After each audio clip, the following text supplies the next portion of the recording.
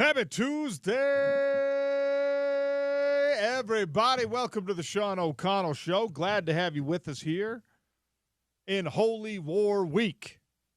Lots going on in the world of college football. Two ranked teams in our home state will be facing off with Big 12 championship chase implications on the line Saturday at LaVell Edwards Stadium.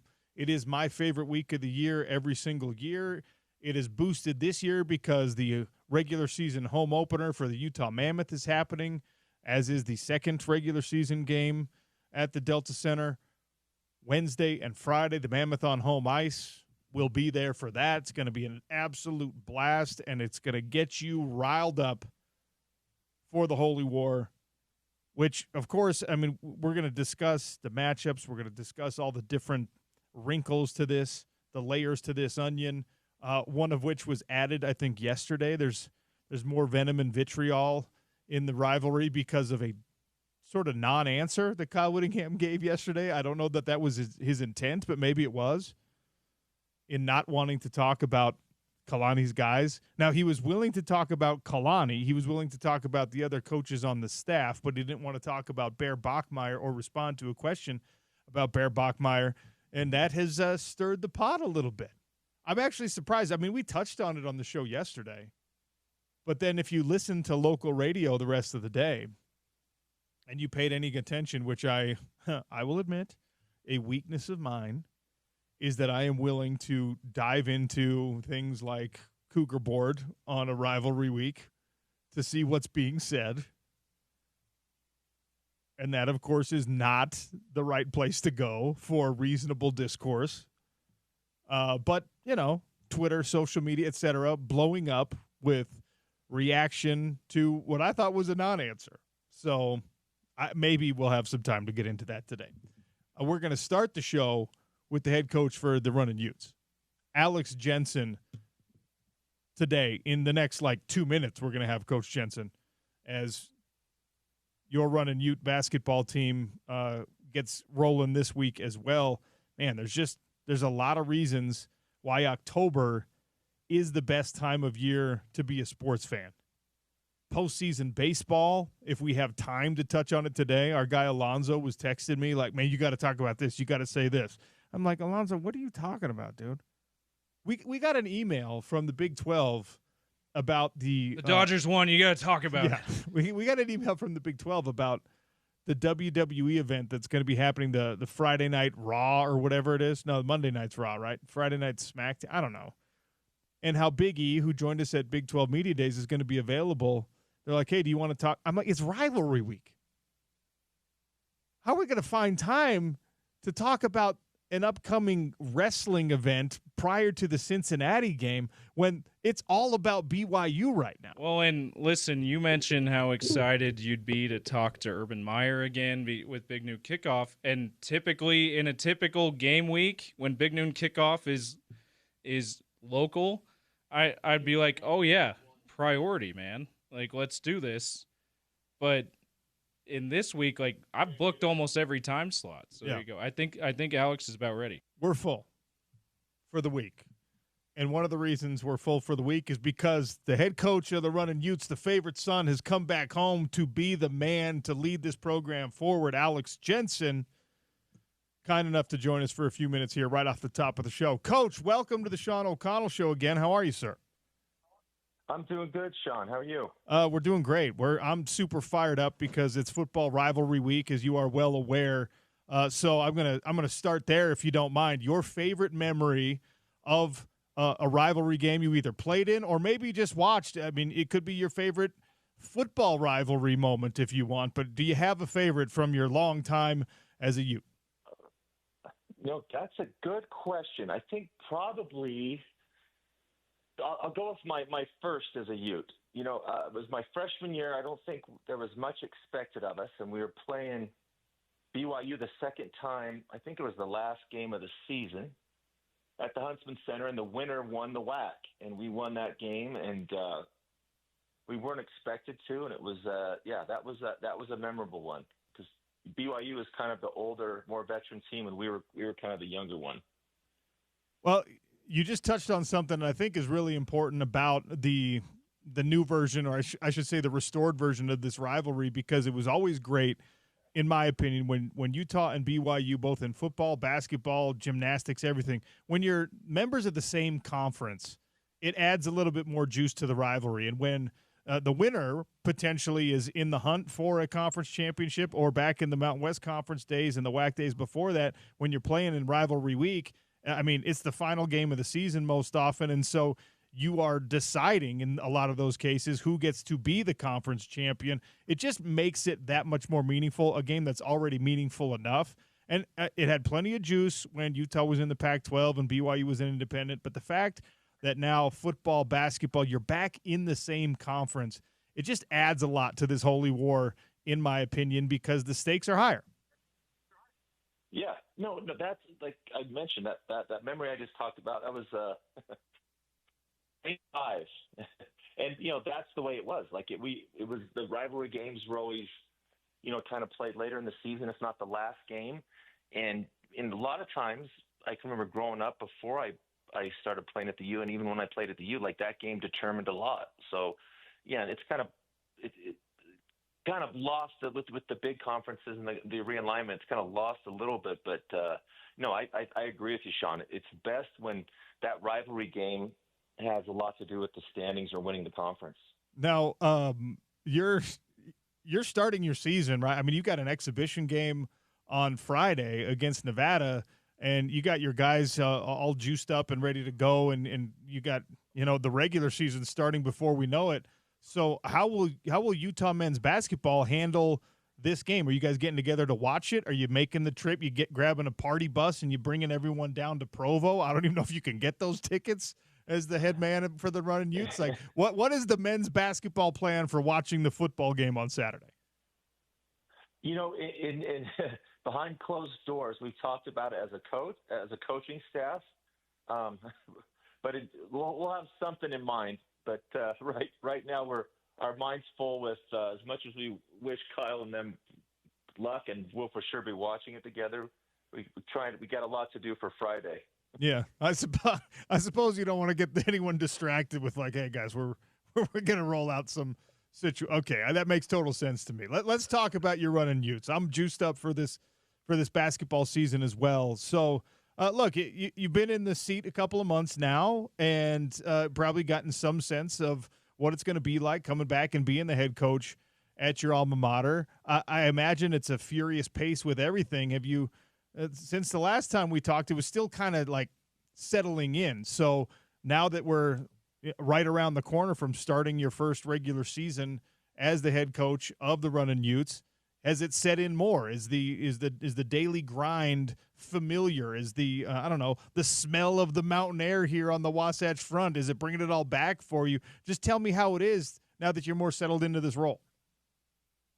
No, definitely getting more excited. I wasn't naive coming into the job because I had coached college for 15 years, and the staffs knew, most of the teams knew, so.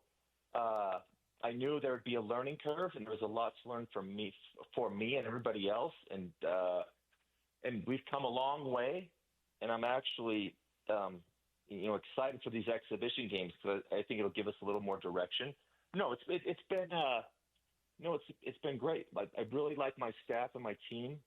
And like I said, it's kind of an interesting time because it's evolving every week or month, if not day, on what you can and can't do. So we're navigating that the best we can, and as the more time that we spend together, we'll get better at it. And I used to say this, in the NBA as well. Like, continuity is still very underrated, and guys playing together for multiple years. Same thing with coaching staff. But our staff. I still don't know necessarily who I'm going to start. I always joke with my players, the hardest thing is the rotations, but that's kind of the fun part too, to see how it plays out, who emerges, who plays well together. So it's actually, I'm excited for this game on Friday. If nothing else, we'll have plenty of film to watch as coaches and with our players. Alex Jensen, Utah men's basketball head coach, is our guest here on the Sean O'Connell Show. Right to start off the show. So you mentioned that learning curve, and I imagine with new coaches, new players, it's a steep one. What can you do with your practice, with the different rotations, with just your experience in the game of basketball to try to make that learning curve a little less steep? It feels like, as a uneducated observer, that, like you said, continuity is so important, and just getting guys the time together is probably the most important thing, and there's no substitute for it. But I imagine there's some tricks to the trade. So what have you done to try to shorten this learning curve for your players? I'm constantly, throughout my basketball journey, I've been lucky, and it was great that I have the foundation of my time playing here for Coach Majerus, and I'm constantly reminded of going back to just the basics. The college game, it's so much different than the NBA game. Spacing, players, rules. But I do know this, and I was taught when I was playing here, that there are the fundamentals that you need to have to win and be successful. You got to rebound, you got to guard, you got to have a foundation to build from. So I've tried to tried not to get ahead of myself and have a team built on those things that's gonna guard and rebound and play hard, and I think the other stuff kind of sorts itself out. I probably am more fascinated by this than, it's such a norm in basketball now that people are probably done talking about it. But for me, one of the things I love about basketball, especially comparatively to football, is that it is such an international sport now, even at the college level and even on your team, right? You've got all this international flavor, and we know that the playing styles from, the AAU system in America versus like the European scene versus some of the developmental situations we have in a place like, I'll use Senegal as the example here because you've got Faye on the squad. Like, bringing those things together and the communication styles and the coaching styles and all that stuff still to me is so fascinating in this sport specifically. How have you adjusted to it? Obviously, you've been around it long enough. And it exists in the NBA world as well. So how do you adjust to it and kind of maximize that potential that can be unlocked because you're blending those styles together? It's interesting because I think over the years they've kind of naturally blended together. Just, with more European kids coming to college now with the NIL and, the NBA, I can't remember the number of the foreign-born players. But it's actually, to be honest, it's actually interesting because this is one of those instances where you're reminded of it. Like, you really don't think about it when you're playing and coaching. But we have a player from England, a player from Finland, we have a coach from Germany, we have a player from Mali. And you mentioned in Senegal, Babacar Faye. Unfortunately, that was a big hit we took. He hurt his had an injury that's going to keep him out of the year. But you just kind of, it's amazing because the sport doesn't see nationalities, and you kind of come together and you kind of forget about it at times. Then when you sit down and think about it, it's like you said, it's a fascinating background of the people that are involved. As you do a little self scout, if there's even time for that, when you're drinking through a fire hose in these early days of having the job, how have you found in the mirror Alex Jensen, the head coach at the University of Utah, is maybe different than the Alex Jensen assistant coach in the NBA or in college basketball? Well, I'll tell you this: like, an assistant coach is much easier, but I've got a great staff. I have few guys on my staff who have been head coaches, and it's obviously a different role. And and the game, like I said, going from the pros to college, it's different. So and I've actually, and I knew that coming in, that I took this, and that was going to be the fun part about it for me, was learning as a coach. And I've learned a lot, whether it's on the recruiting or on the court. But I also, I got to kind of change the way that I've done things for 15 years.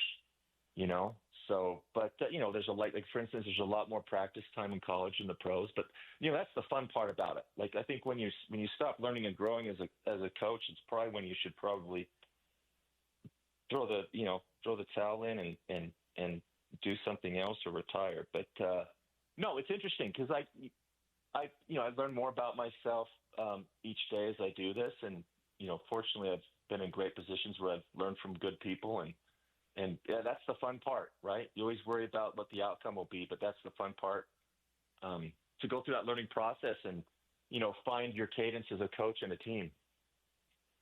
Alex Jensen for a couple more minutes talking Utah basketball as they get ready to open Friday with an exhibition game, and then next week we're right into the thick of things.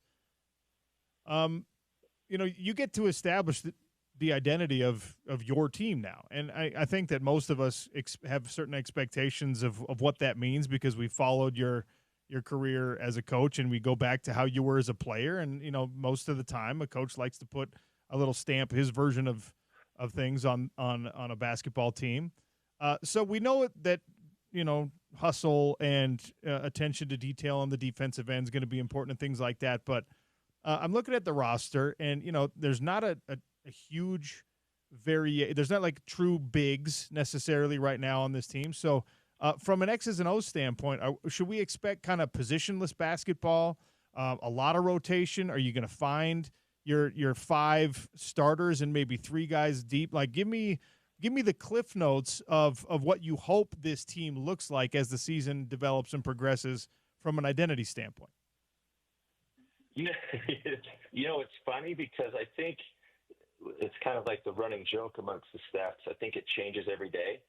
And I just actually took an anonymous poll of my staff to who they think should start. But, kind of going back to what I said earlier, since I've been back, I've been reminded about the teams I played on at the university and I watched, and even the Jazz for as many years.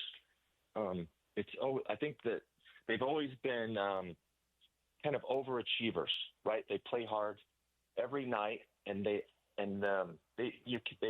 might not be the highest recruited kids or the highest drafted players, but basketball in Utah has always been, people, you get the most out of it, and that's what I think fans have become accustomed to seeing and expect. I mean, love, right?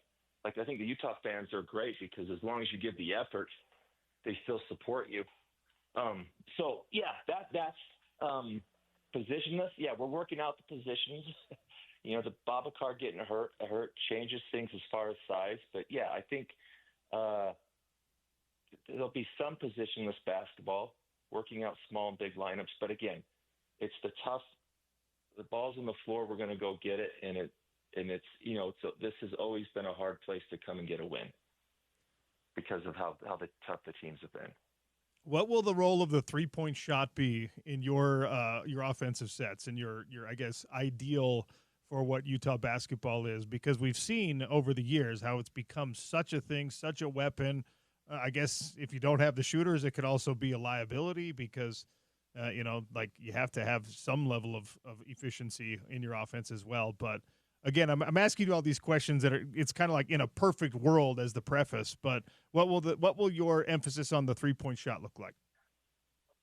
The one thing I've emphasized since I got here is I want them to be for those that are 3-point shooters, be confident in shooting it and try to explain the difference between say an assisted one and a non-assisted one, if that makes sense. I go, and everywhere, every level of the league, 3-point percentages go up. If the more the ball moves, and the more you share the ball, and then everybody feels good. Like that's the one thing in college. Like the best way I tell them to get a 3 is you drive, you pass, you respace, then it comes back to you. And if your feet are set, I always tell them it was an old Majerus line. You don't have to make it, but you got to take it. Don't want them to hesitate, and just have the confidence to be able to shoot it if you're open and on balance. So yeah, it's encouraged. Again, I don't want it. I think that's a mistake in the NBA. It's gone so much to the 3-point shot, but you have to have the style has to fit your roster. And I think we have a pretty good shooting team. Just where and when we get those shots. Are the phone calls and the text messages of everyone who wants to be like, hey, I think you should do this. Hey, why don't you try this? Are those still coming in? I know you got flooded with them and there was an inundation early on in this process, but is the input, welcome or otherwise, still coming in? Oh no, it's fine. I'm always, that's what I've encouraged my coaches in our meetings. Like, if you think it, say it. Don't be afraid to say it. And but no, especially being the first year.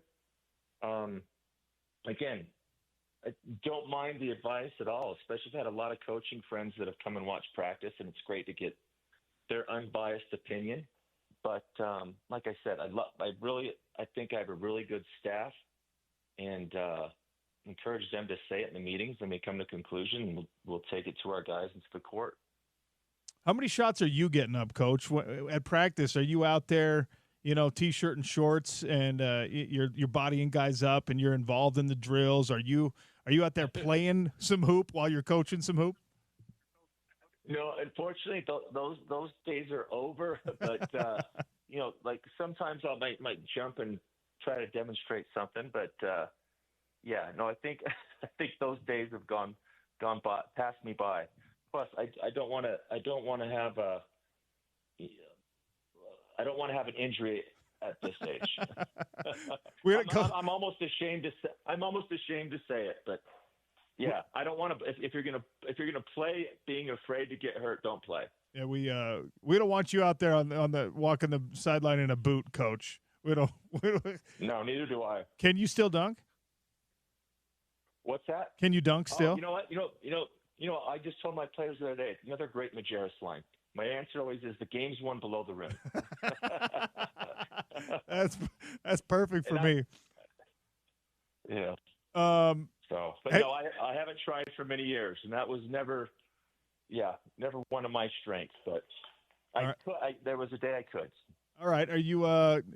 I know we're getting really into the weeds on the details here, but this is the stuff that really fascinates me.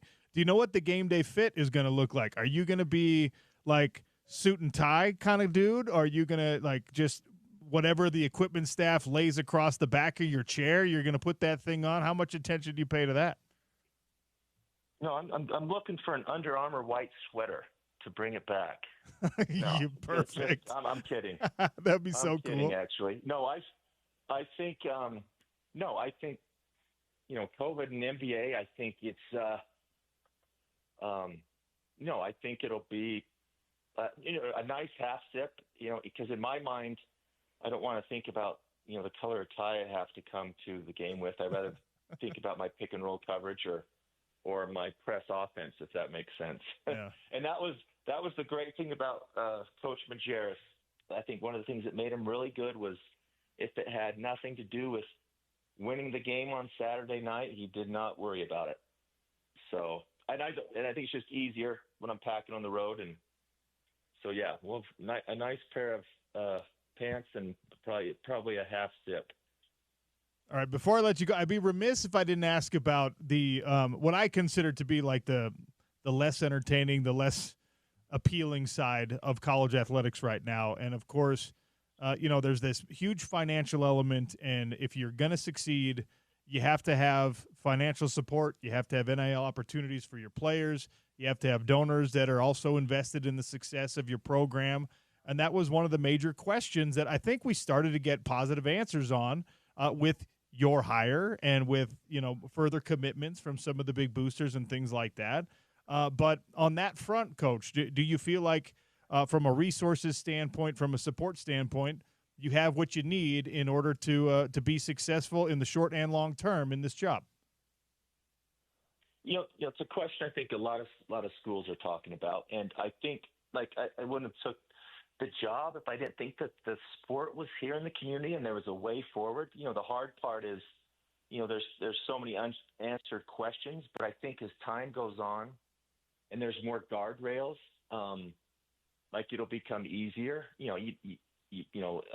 I'm not alone in thinking that, you wish it could move a little faster, but, that's, not the way a lot of things work. And also I knew coming here, I didn't want talking to a lot of people, it's like money, money, money. You got to, portal, portal, portal. Like I don't want, like I don't want a kid to come because we pay him the most, and I don't want to have a fit, whatever it is, like a top 10 payroll in college. To be honest with you, I think because that's part of the reason that was enticing about coming back to college from the NBA, because you pay a kid a lot of money, you can't pay him a lot of money and not play him, if that makes sense. Yeah. So yeah, I think there's a path forward. I think there'll be more. It'll get better with time. Like everybody else, you wish there's seems like there's a few things that simple fixes that could happen, but I think there's a way forward, and I guess you always want a little bit more money and options, but no, the university's been good, and I think we're kind of developing a strategy and plan to move forward with it. Not just to get a lot of money one year, but something that we can sustain for years to come. Well, Coach, I appreciate your time today. We're very much looking forward to running Utes basketball, your vision of it, and hopefully it matches the lofty expectations we all have in our own visions of running Utes basketball. So good luck with that. I appreciate it. Thank you, guys. That's Alex Jensen. He's back, and he is the head coach of your running Utes basketball team here on the Sean O'Connell Show, which is brought to you today and every day by our friends over at Big Willie's Utah's Sports Bar, 1717 South Main.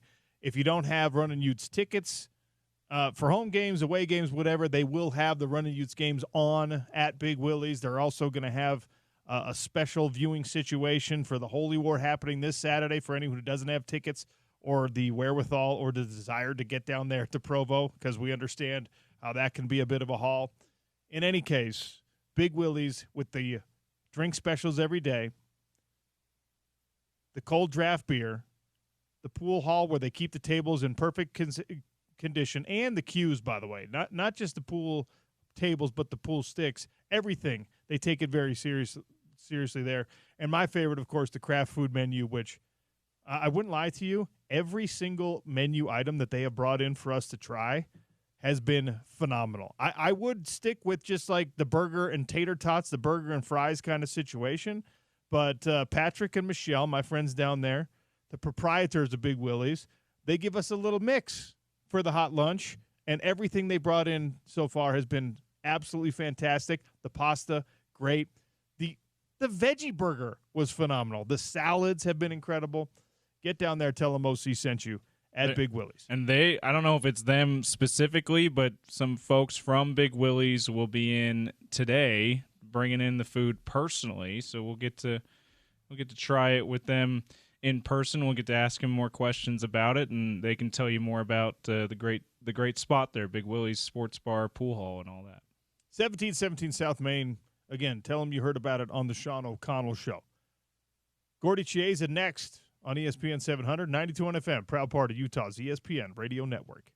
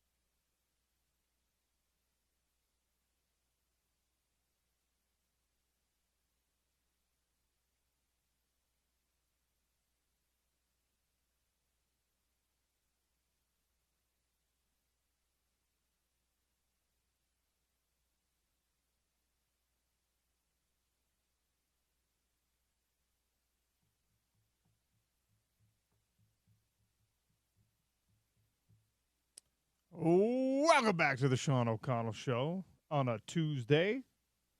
Gordy Chiesa swings by, our resident NBA guru, as we get you ready for the Jazz regular season, NBA season, everything happening in the early goings for the NHL and the NBA. Gordy, welcome once again. How are you, sir?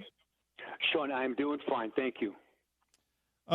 Gordy, before we get into anything NBA dedicated, one of the former favorite sons of Salt Lake City, the Utah Jazz, who, I mean, maybe fell out of some people's good graces, but I'll always be interested in a fan. Gordon Hayward is he's going to be dabbling in the college NIL world as a helper for his alma mater. He's been given a title at Butler, and this is becoming kind of a fashionable thing for NBA players and former NBA players, and I just wanted to get your thoughts on it. The new job description. So Gordon Hayward, who was a Jazz All-Star back in 2017, he gave it his all for the Jazz for 7 years. Then he left under a little bit of a cloud where he was going to sign, then he didn't sign. He went with Brad Stevens, his former college coach at Butler, to go to the Boston Celtics. So now his alma mater, Butler University of the Big East, they hired him as the executive basketball advisor to Thad Matta, who's the head coach, is actually a really tremendous coach. And he's going to advise the current players, but also players in the transfer portal, and also be the front man for NIL deals. So he's going to have a say as far as who they recruit, how much money they get, and just generally speaking, help develop the culture. And it's a new job description from either former NBA players or current NBA players. So, for example, Steph Curry is now part of Davidson College alma mater. Dame Lillard, Weber State, is a quasi-general manager. Jason Tatum, who's hurt right now with the Celts, he's now involved with Duke University. Patty Mills, who went to St. Mary's but lives in Hawaii, is now the GM of basketball for the Hawaii Rainbow. And John Wall, former All-Star lightning quickness, is now involved now with alma mater, University of Kentucky. And so it's a new job description. It's almost like being an ambassador. Sean, at Stanford, Andrew Luck now runs the Stanford football team. Yeah. And that's actually, I mean, it brings up my next question, because Andrew Luck is the GM for Stanford football. He's very hands-on. He's at the games. I mean, he's the one who's going to be making the head coaching hire. He's the one who put Frank Reich in for this season, and now will be the guy that he's drumming up deals. They just had a $50 million donation from a former football player at Stanford. And Andrew Luck is as hands-on as you can be, in my opinion, in a role like this. That's not the case, obviously, for an active NBA player. For a retired or pseudo-retired NBA player, maybe they're going to get involved on that level. But there's a sliding scale, it appears, Gordy, in exactly how meaningful these positions are. Some of them, you're the face of the franchise without having to do anything. Andrew Luck, he's out there beating the streets, man. He's making phone calls. Where's Gordon Hayward going to fit on that spectrum, you think? I think also very similar to Andrew Luck, where he's going to make phone calls, because he's well known in that community and also in the basketball world. And let's not forget, he almost beat Duke. His half-court shot, if that goes in, then suddenly the Butler Bulldogs are national champions. And so he'll be hands-on, and it's going to work out. I think it's great for these players because they can counsel younger guys in their program, but also there's an outreach with the alumni. And we know right now money is absolutely an issue right now with the NIL, and that Gordon Hayward type people, and Dame Lillard, who loves Weber State. I always tell the story about Dame Lillard.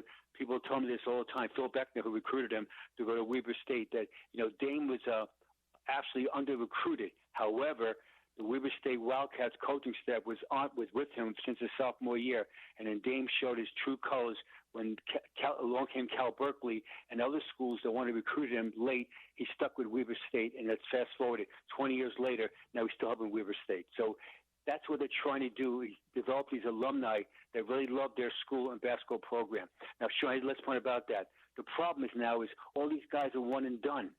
So there's less love for university because you're not on campus, and God forbid, you're only there for say 6 months. And unfortunately, I say this sadly, if you're going to go pro, especially in basketball, that the second semester you don't go to school, basically. And so it's not the love of a university that, usually speaking, again, I'm not being naive, a guy goes to college for 3 or 4 years, he really loves his school. All right, switching our focus to the NBA, the Jazz in the preseason so far have given us some things to talk about. And you've got, a couple nights from now, you got your preseason closer against the Trailblazers. They have yet to taste victory, although preseason basketball, your record doesn't matter as much as what you're getting on film and the development of these players. Interesting little quirk here. Bryce Sensabaugh has led this team in scoring twice now. What's his role going to be during the actual season? Off the bench, unbelievable shooter. He has perfect picture form as far as his jump shot. When he gets that ball and his feet are set, you really feel good about it. And again, he was underdrafted. In other words, he was the 28th pick of the draft. He did it over 3 years later. He'll be much higher. And now he's finding his role. He's going to replace Jordan Clarkson. Him coming in the game and just really taking shots and be a maker of shots. And that's his role right now, and it's good. I like him. That he plays to win. He's fiery, and he'll help the Jazz as far as with success. Now, Ace Bailey is the one that last night he only played 11 minutes, and he shot 1 for 5. But worse than that was that he's tendonitis. They're listing him as bilateral soreness of both knees. And at age 19, you don't want that. So they're using good precaution as far as maybe holding him out and giving him different treatments. But it just shows you that the rigors of the NBA.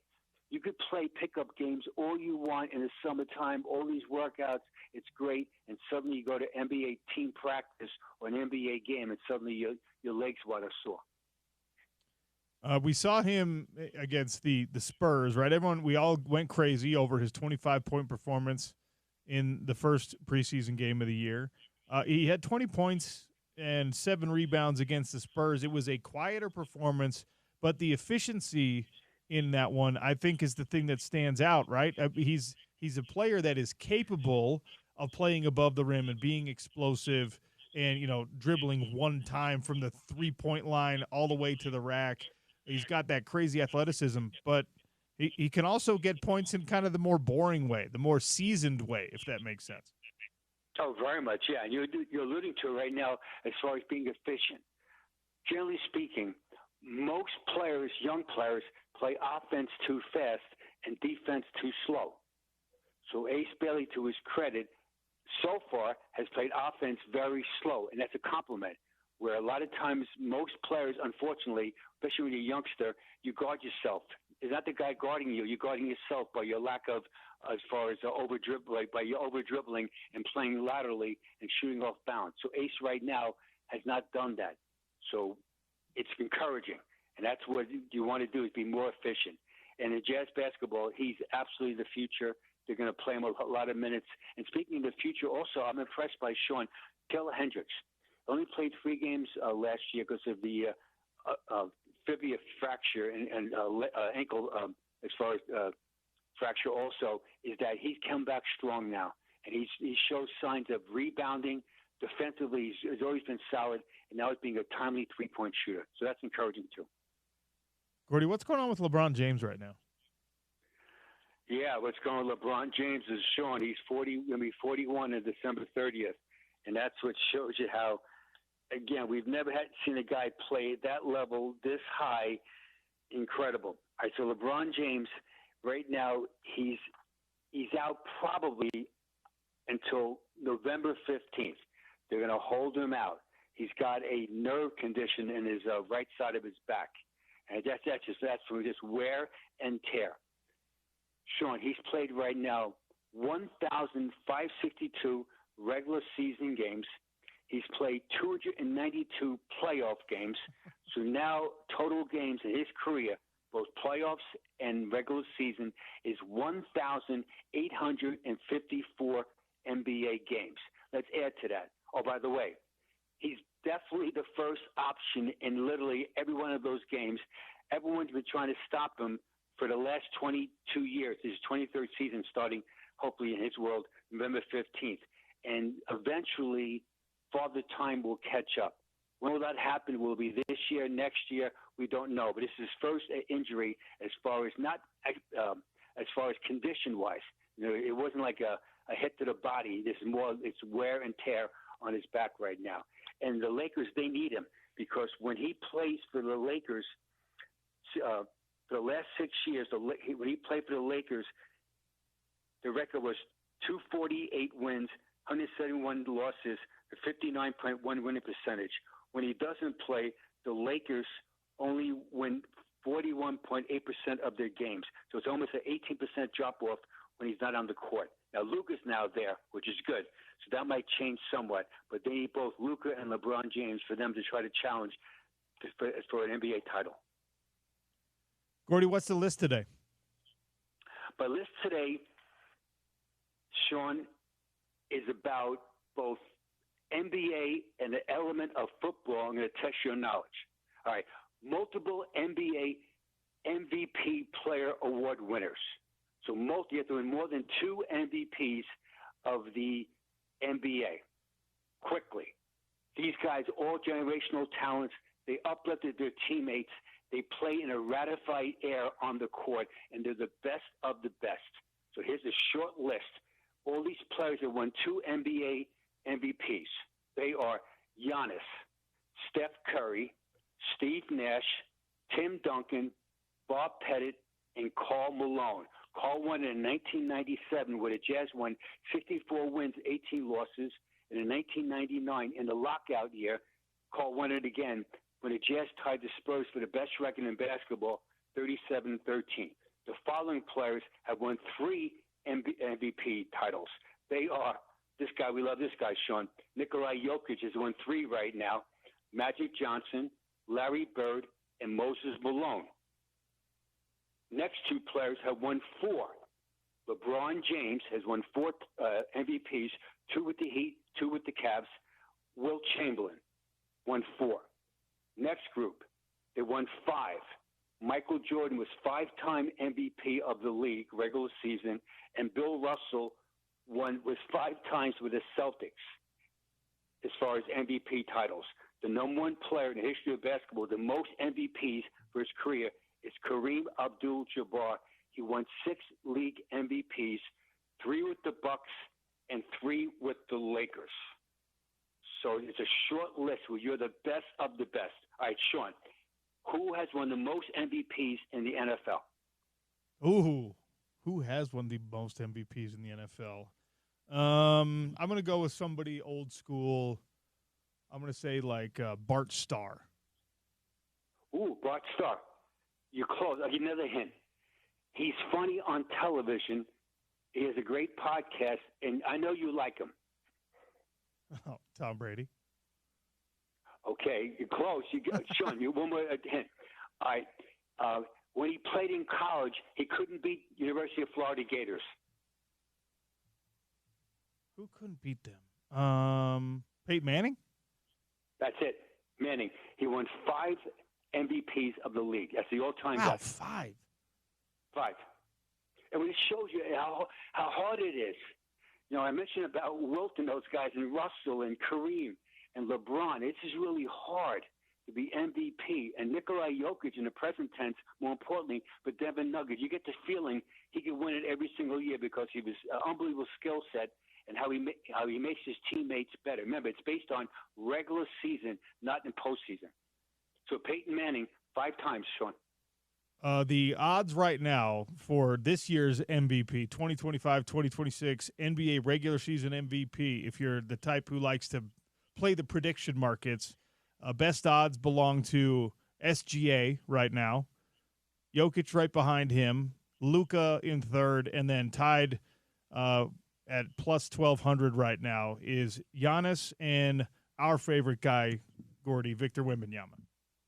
Sure. All worthy, absolutely. Yes. Now, remember now, with Shai Gilgeous-Alexander is that he goes airborne a lot in the games. So it's possible, I mean, God forbid, he might get hurt because he goes airborne up in the air. That's his style of play. And so usually speaking, the guys that last longer, they play on the ground, just generally speaking. So, example, Kobe Bryant only won 1 MVP. It just shows you that how when you're a young fella and you got those lively legs, I call kangaroo jumpers, is that suddenly you're more sustained to injury. So we'll see how it all plays out. Let's hope in Jazz basketball that someday the one of these guys eventually will be MVP of the league, will help the Jazz franchise to be to the promised land of NBA champions. Gordy, you know who's got the second best odds to win Rookie of the Year right now? Ace Bailey. Ace Bailey. Cooper Flagg is the prohibitive favorite. Ace Bailey, number 2 on that list for now.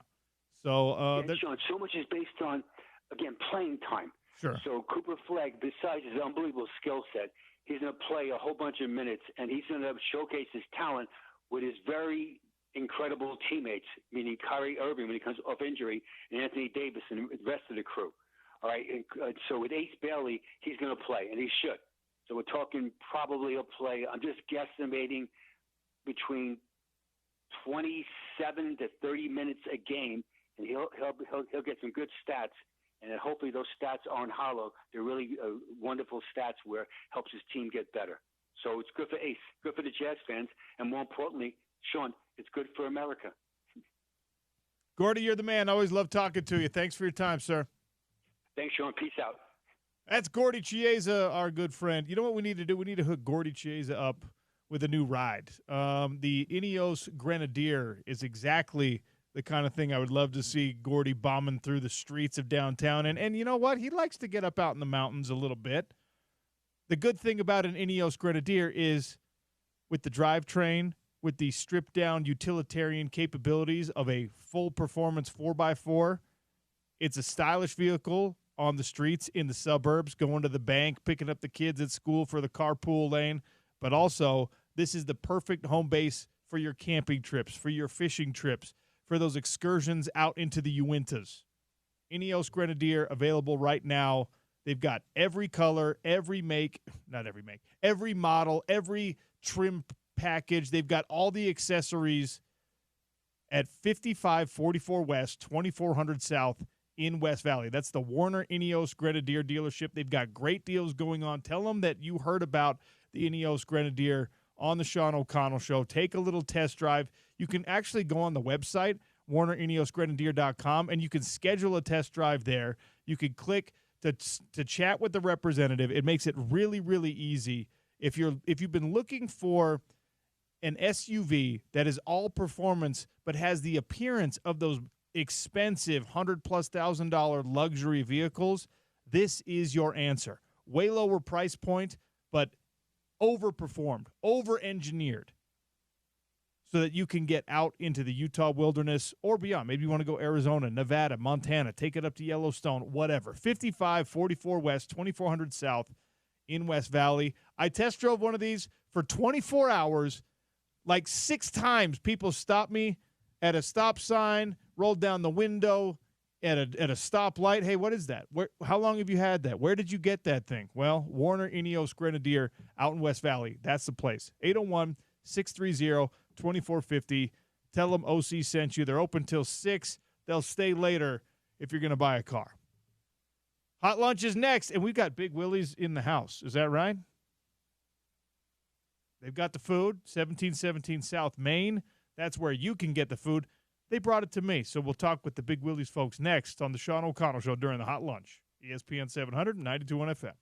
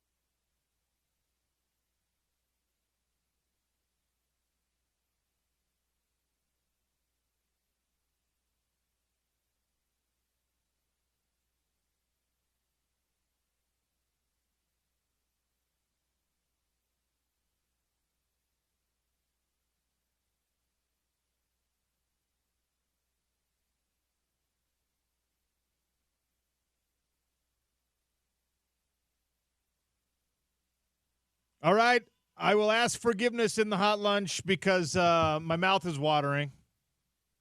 And so I sound a little bit different here on the Sean O'Connell Show. Big Willie's here in studio. Patrick and Michelle, the brains and the beauty behind the operation over at Big Willie's, 1717 South Main, have brought me the hot lunch today. Patrick, tell everyone what's on the menu today for the hot lunch. So today we brought you a wonderful breakfast sandwich on a croissant buttery roll and golden brown hash browns. Oh, my gosh. They look so good. And I'm going to be hurrying through the segment so I can get to the break where I can house this bad boy. But we'll do the important work here. Now is a great time to be a sports fan. I hope that also means now is a great time to have a sports bar in Salt Lake City where, people can gather, they can watch these incredible games. It's harder and harder to get out to the games themselves. The tickets are more expensive. The parking is more expensive.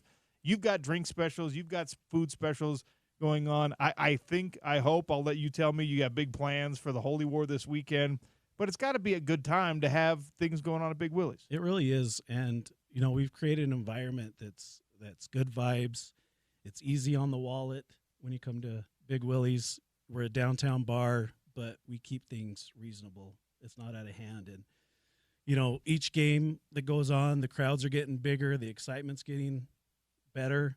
And this Holy War, I think, is going to be super crazy on Saturday. It's going to be insane. And it's exactly how it was. I mean, we met way, way back in the day. And I was in college. I was on a walk-on that football team. I was bouncing late night because it's the only job you could have that fit around the practice schedule.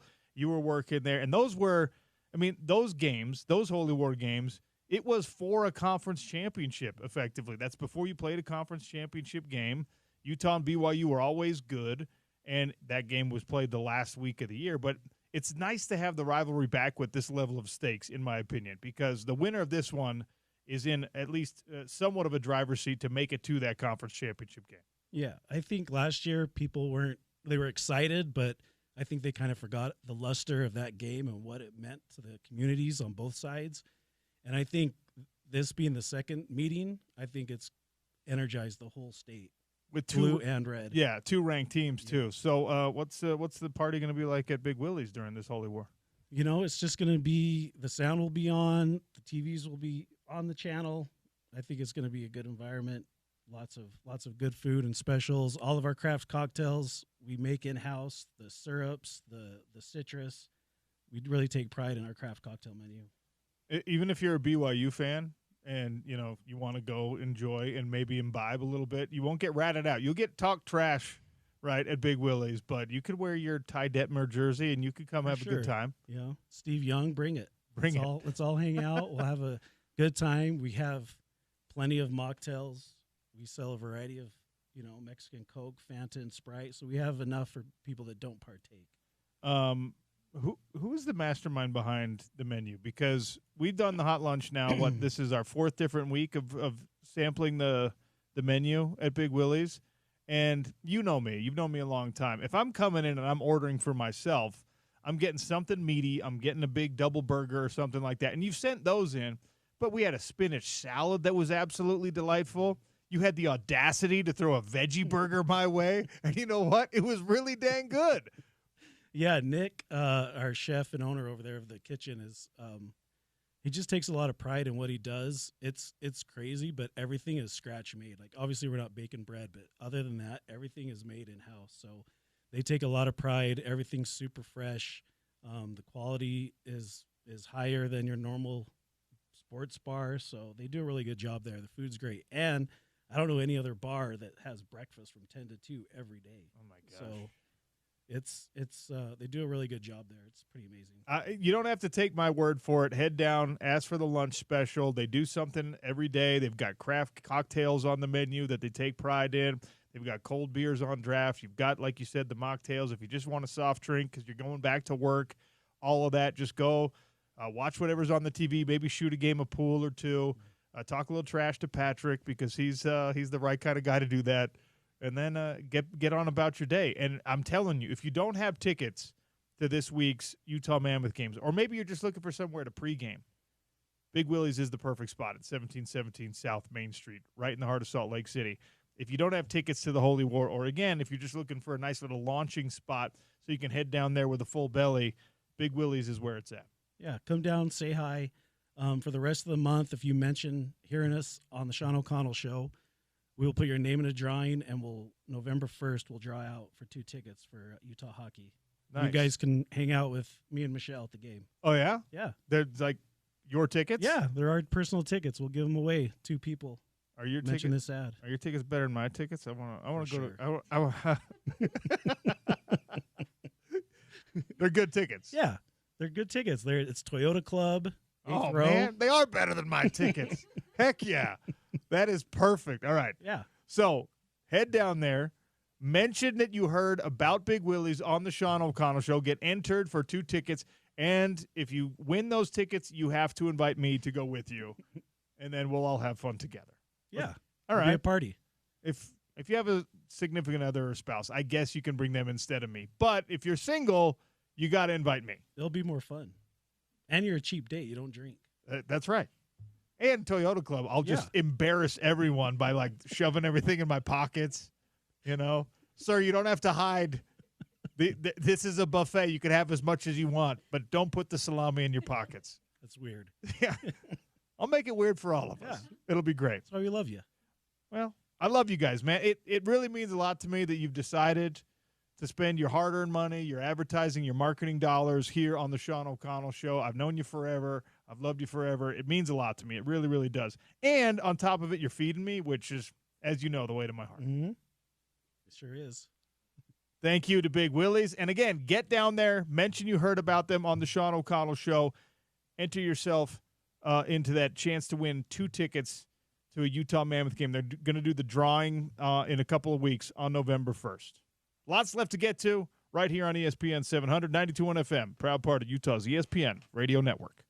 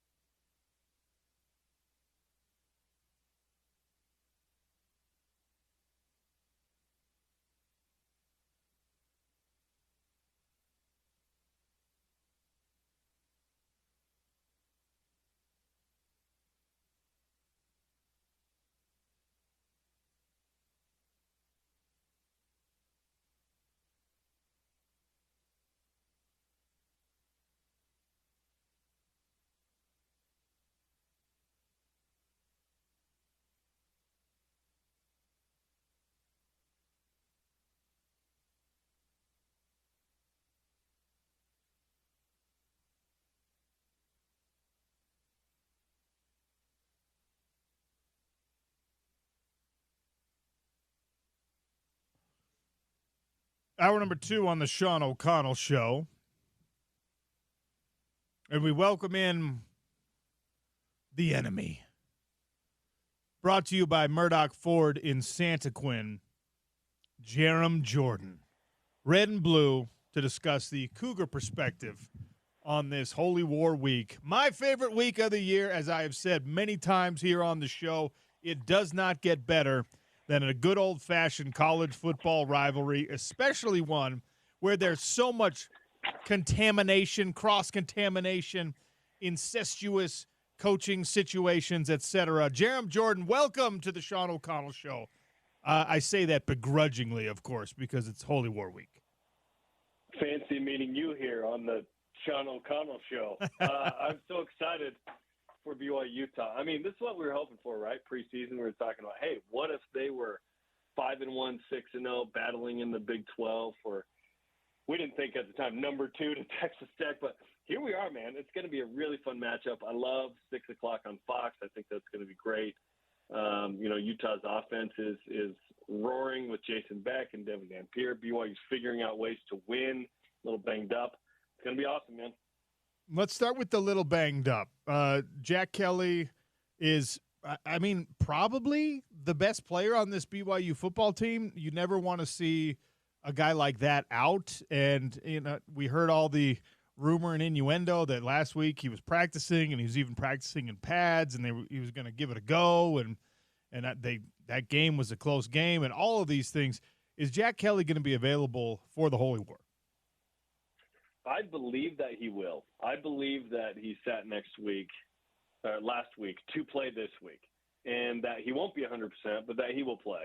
He's an integral part of what BYU needs to do defensively, especially with Devin Dampier and his ability to scoot around, rushing the ball about 10 times a game for almost 6 yards a carry. That's an important piece. I think he's going to spy Devin quite a bit, and I think that's a critical piece for BYU. No team's been, other than Texas Tech's, really been able to bottle up Devin in any way, and Jack's the man for that with Isaiah Glasker for BYU, and so I'm interested to see, one, if he plays, and two, how effective he is, because I do think he's going to play. I think that he's going to musk up and be in there, man. All right. This question I'm asking from a player perspective only, because when you get into the weeds of the cross-contamination, as I just called it, with coaches, it becomes much more difficult to answer. But who has had the greater net gain from transfer players leaving the rival school and coming to their school? As we look at this season, obviously, Carson Ryan's been good. Keanu Tanavasa's been good. He got ejected last week. John Henry Daly at one point was a BYU Cougar and now is the best defender on this Utah football team. There's other guys up and down these rosters. Who has benefited more from stealing the other team's players in the transfer portal as we get ready for this game? Yeah, it's a good question. Keanu Tanavasa in BYU scheme has been a little quieter than I thought it would be. Carson Ryan had a strong start to the year, a little quiet the last week or two. I'd probably have to say Utah on this one because John Henry Daly has been such a sack machine so far with 11 TFLs. I mean, he's been awesome. When he left, and Michael, his brother, to Rice, that was a bummer. I was bummed on this one. And, of course, Logan Fano, big deal. And BYU felt like it was truly in the mix with Spencer Fano, and then it didn't work out. He goes up to Utah, and he's going to be a first-round guy. So, probably in Utah that one. Hoping Keanu, who is good to play in the Utah game, by the way, it was a first-half targeting, so he missed second half. He's good to go. Is back, and Carson Ryan's there, and so on and so forth. So, it's unique. I was thinking about this too, Sean. Are there other rivalries where the other coaching staff or team has this many people on it from the other school or players? I think it's a unique thing to BYU Utah. I don't think in Auburn, Alabama, they have the other, like, Alabama's coaching staff on offense all went to Auburn. Like, I just have never heard of that. Like defensively, Sione and Jay, and obviously you got Gary in there and Chad and so on. Like, it's really unique. And obviously even the fact that Kyle went to BYU, which he doesn't ever acknowledge, but, like, that happened. It's really unique, and I think it makes it fun. Obviously there's the religious element, the proximity, the history. Like, it's just one of the most unique, amazing rivalries in sports, and that's why we love it. Man. Well, I was kind of debating putting that question out there from like a whole home perspective, so to speak, without just focusing on the players. And I was like, well, you kind of can't, because Kyle Whittingham is Utah football, and Kyle Whittingham, started his football journey at BYU effectively. So just that kind of ruins the whole whether it's a debate or not. But like you said, it was so long ago, and there's not a whole lot of connection or acknowledgement to that right now. When he's post-retirement, he looks back, I'm sure that relationship will change a little bit. But right now, not here to talk about Bear Bachmeyer, Sean. Just, okay. We'll get to that in a second. But Sam Lovett, sure, but not Bear. But your point is so well made that Utah's offense right now, a resurgent offense that is right now the joy of Utah football fans, and we have Jason Beck to thank for that, and by extension Atuai and company. Beck found his guy again. And don't do that. And then and then like BYU, like I think even the most blue-goggled fan would have to acknowledge that their defense is, because how good it is right now is largely because of Jay Hill, and Jay Hill was a Utah guy. So you're absolutely right. It's a unique thing about this rivalry that, for me, makes it so much more fun to cover. I mean, Jay was an assistant on the team when I was up there, and we're going to talk to him tomorrow on the show. And, like, Kalani was my position coach, and so I love rooting for this BYU team every other week except for this one. And there's the player cross-contamination, but the familiarity between these coaching staff, the fact that these guys are actual friends, and now they're competing with their friends, and the stakes are high.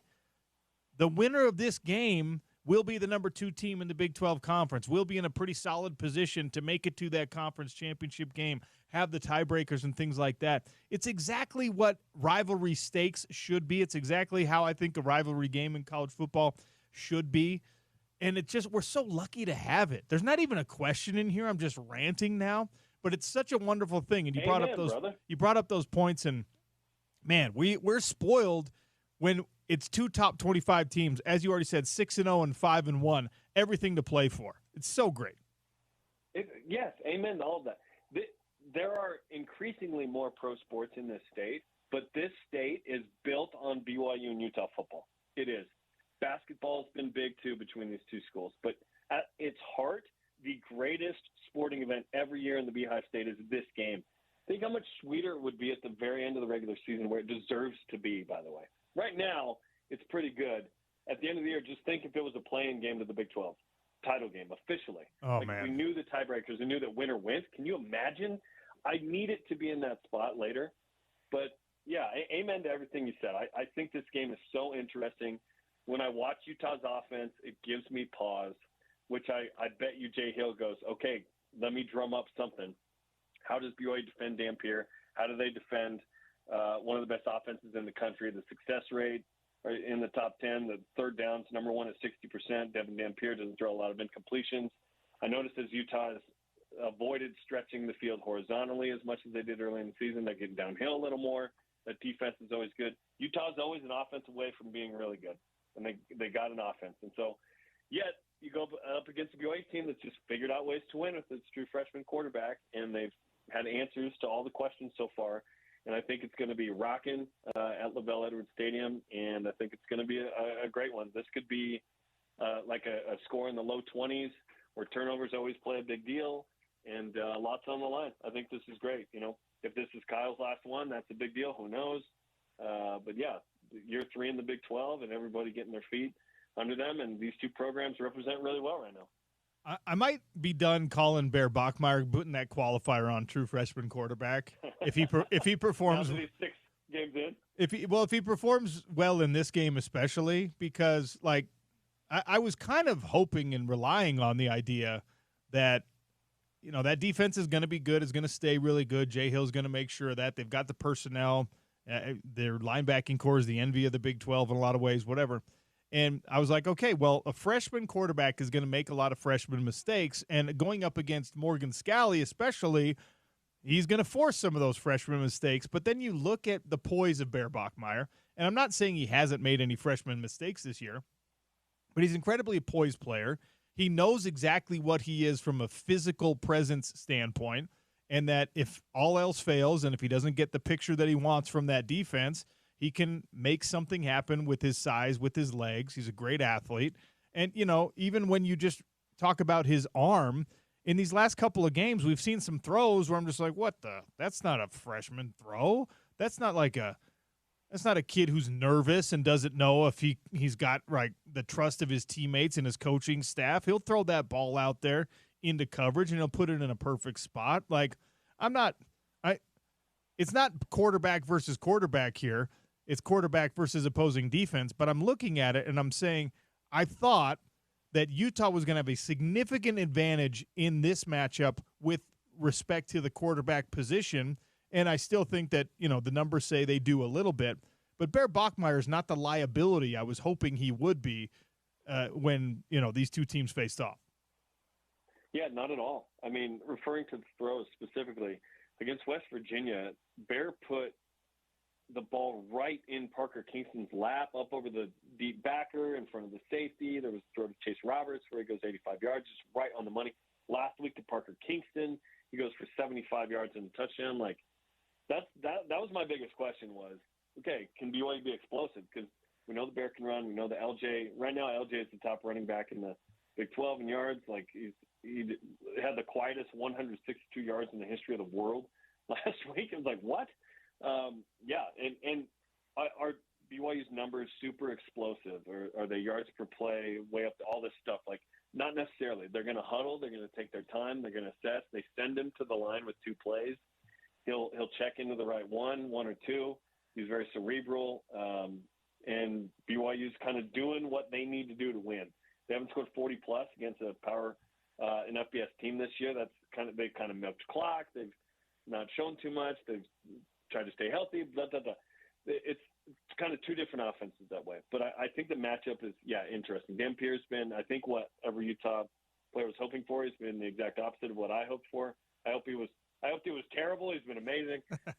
It's gonna be fun. I ran into Coy Detmer Jr. by the way, back to kind of the coaching staff stuff. He's one of the GAs, and I said, dude, how is it, man? Former BYU quarterback, and he said, I love it up there. And I said, I hate that you love it, jokingly. But they're having a great time. Two quality teams that are going to match up, and QB matchups really interesting.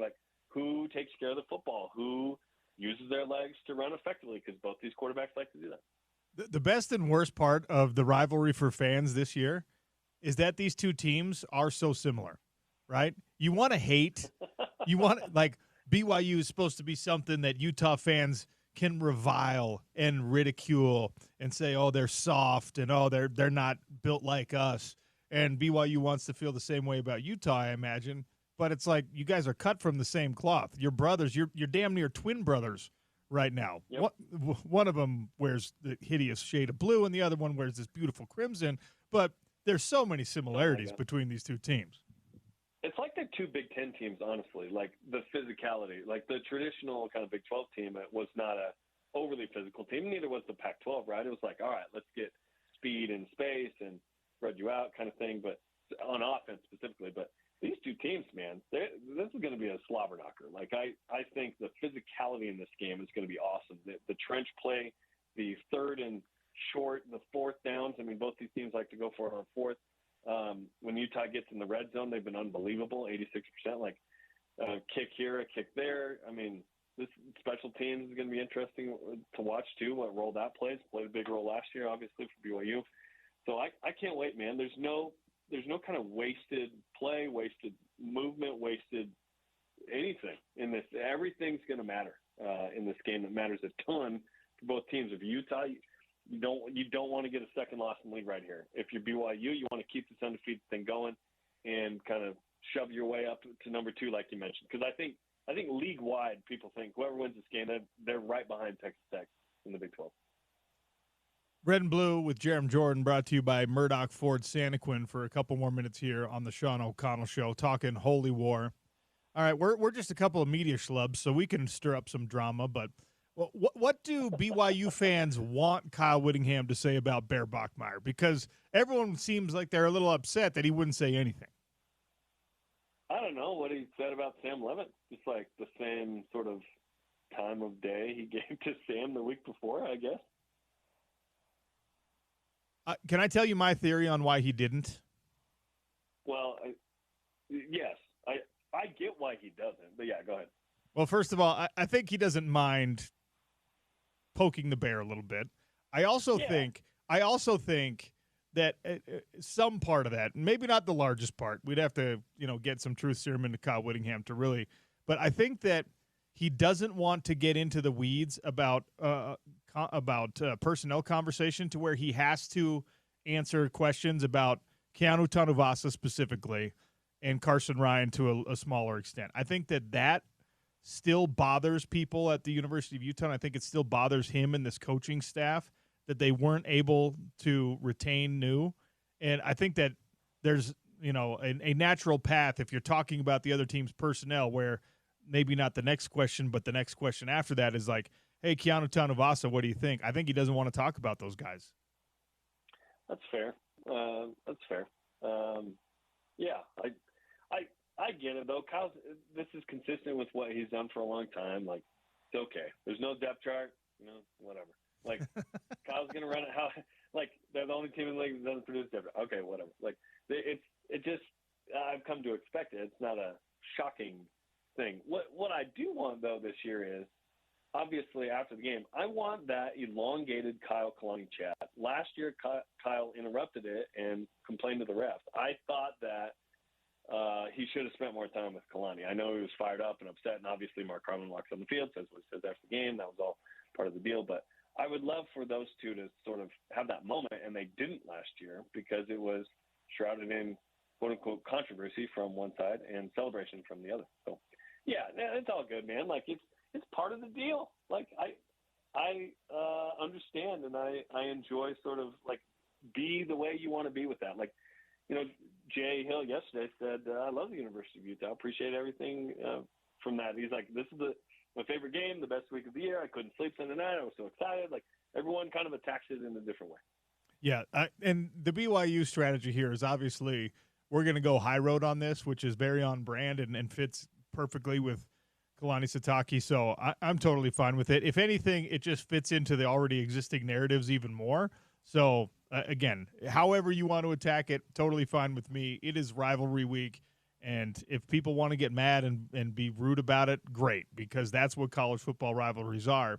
I'm terrible at my job, so we're near the end of this conversation, and I still haven't really got to a real X's and O's question here. But give me from the BYU perspective, what is the biggest strength and the biggest weakness that you have to account for against this Utah team? Like, where does BYU have an on-paper matchup that you're like, okay, we're going to be fine there, and then maybe the opposite end of that, oh, geez, this is something you really have to watch out for? I think BYU's ability to run the ball is its greatest strength on offense, and Bear Bachmeier is a big part of that. When you have quarterback run game, as you guys have seen, it just changes things in third and whatever, and Bear's been really composed in some big moments. He started to turn the ball over a little bit the last two games. That's something he's got to reel in.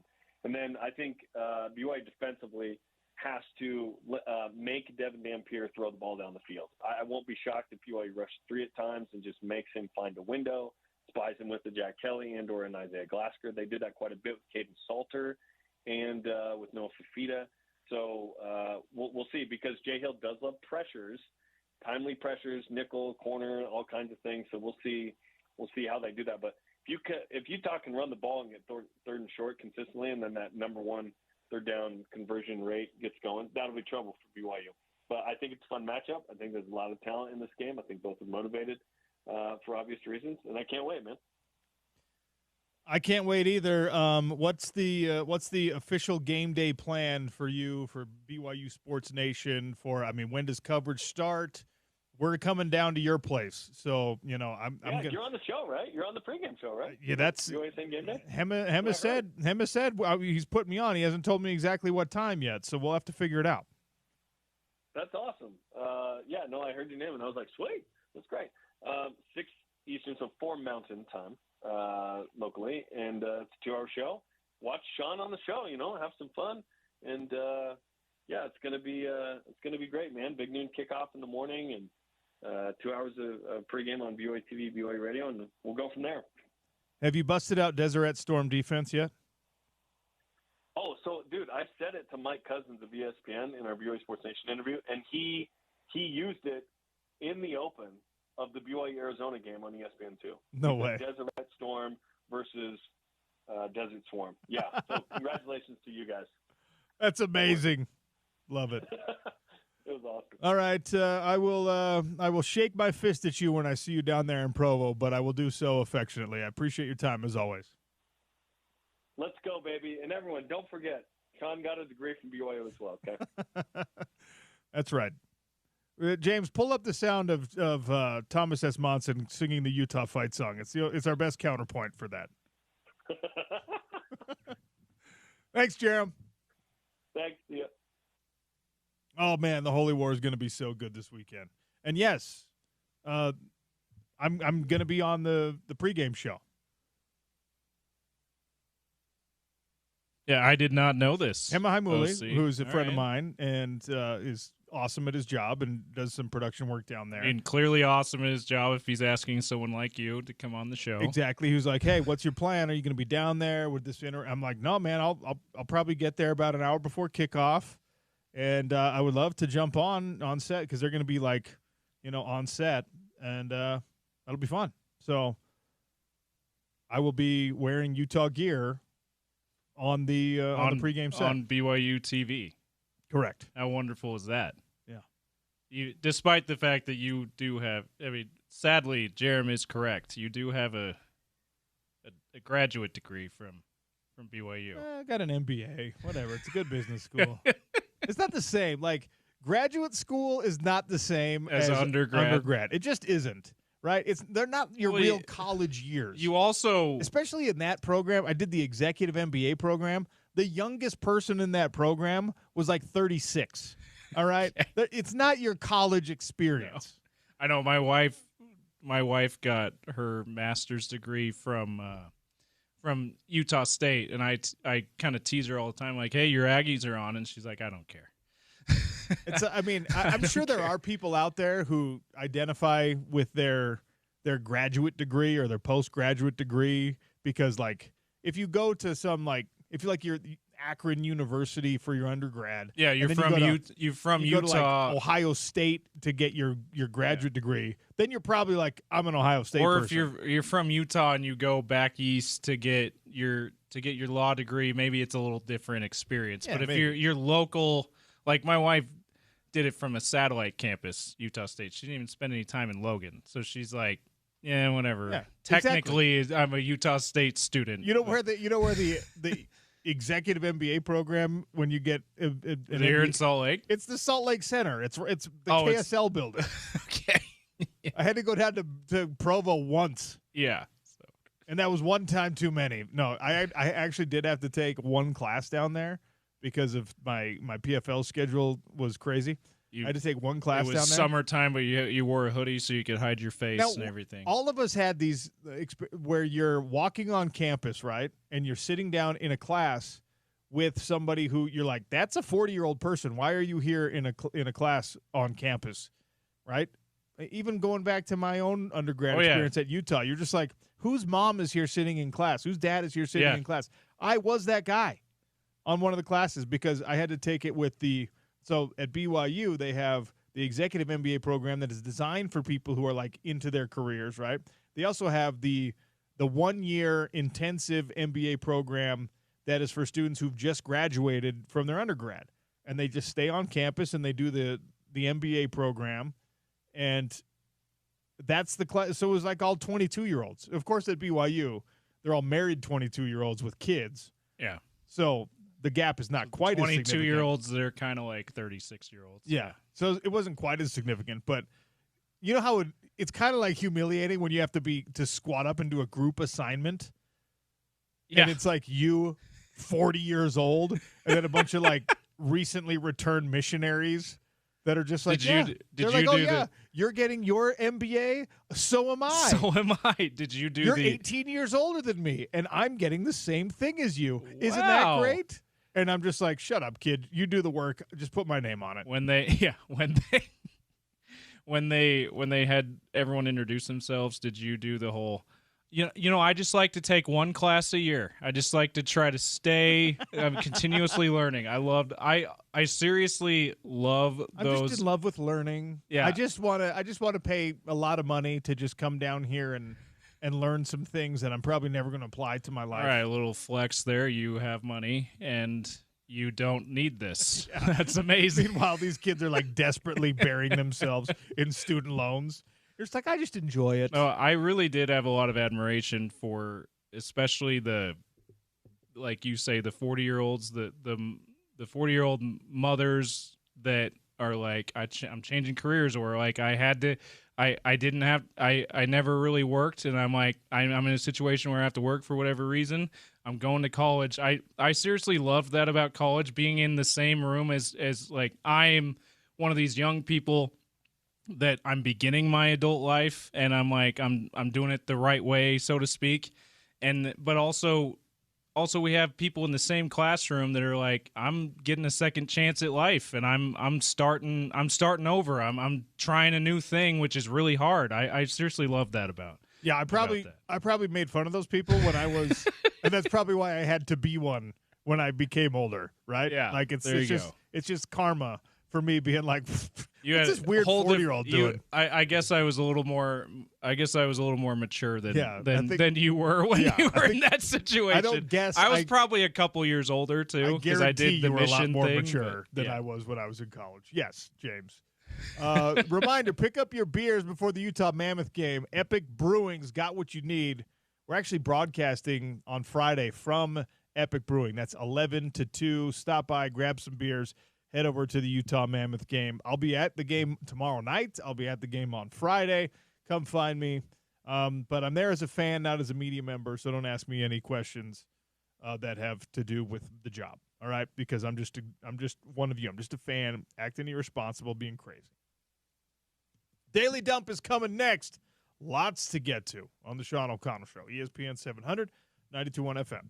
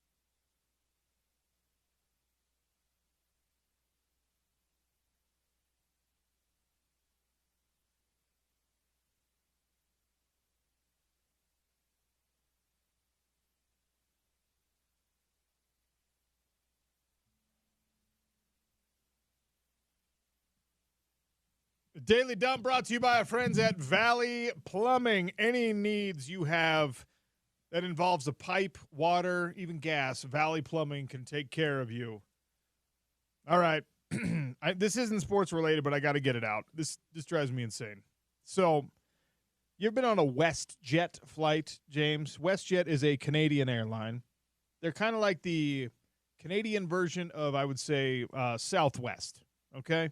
Which means, budget-conscious airline, but reliable, good performance record. WestJet can get you where you need to go if you're in Canada. Yeah, I've never had the pleasure of being on a WestJet flight. Okay, so they just announced this thing. I'm not going to waste everyone's time by reading the whole article, but WestJet made an announcement that they're going to start nickel and diming people, and they try to dress it up and say like, hey, we're giving more options for our budget conscious travelers. We're making sure that everyone has something that fits their needs, right? So we're giving you more things to pay for. What an option. In the past, they've been just kind of like, much like Southwest, where a lot of Southwest planes, it's just like every seat's the same. If you want to sit towards the front, maybe you can pay an extra couple bucks, but not really a real first-class cabin, whatever. So now they're adding a first-class service. They're going to do like the Comfort Plus kind of thing where there's a little bit of extra leg room, which is the most overblown thing in the world, if you ask me. But then they announced also that the most budget in their general economy, right? You can't recline your chair.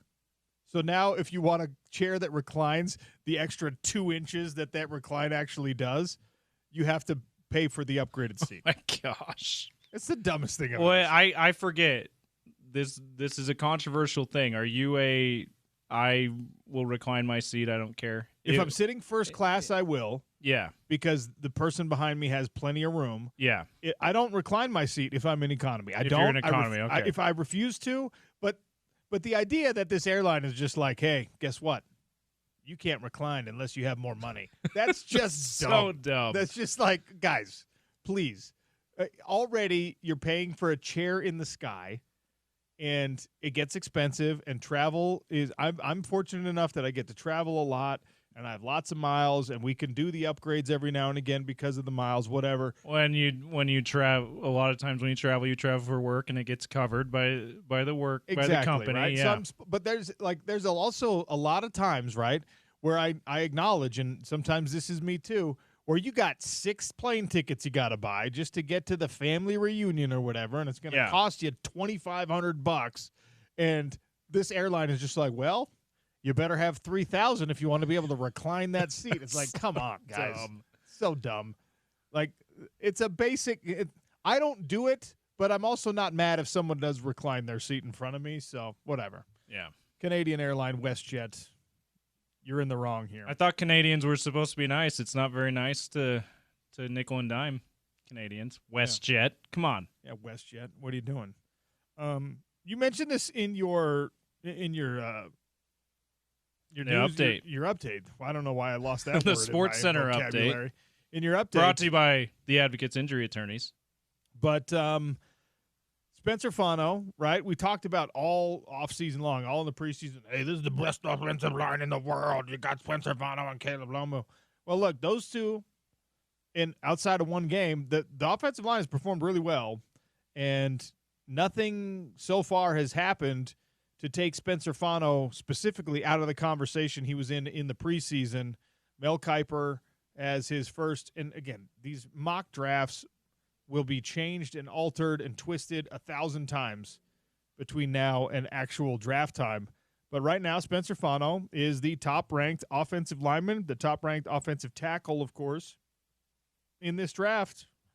Mel Kiper says on his big board, he's the 10th best player. Yeah, so he did, I think they deliberately, this first one that he released, he deliberately did it with the college football model of rankings, meaning he only released the top 25. So he did top 25 big board, his first big board for the 2026 NFL draft on ESPN.com if you want to take a closer look at it. And Spencer Fano comes in at number 10 overall. I look at that. He's on the TV talking about it right now. Dante Moore is his number one overall player as of right now, the Oregon quarterback. And then later, if you scroll past the top 25 rankings, he has positional rankings, and he's got additional players who did not make the top 25. That's where Caleb Lomu falls. 4th among offensive tackles outside of his top 25 players. So I don't know what that means as far as like he's probably a 2nd or 3rd round pick right now, according to Mel Kiper. Well, but maybe he's a late 1st round pick.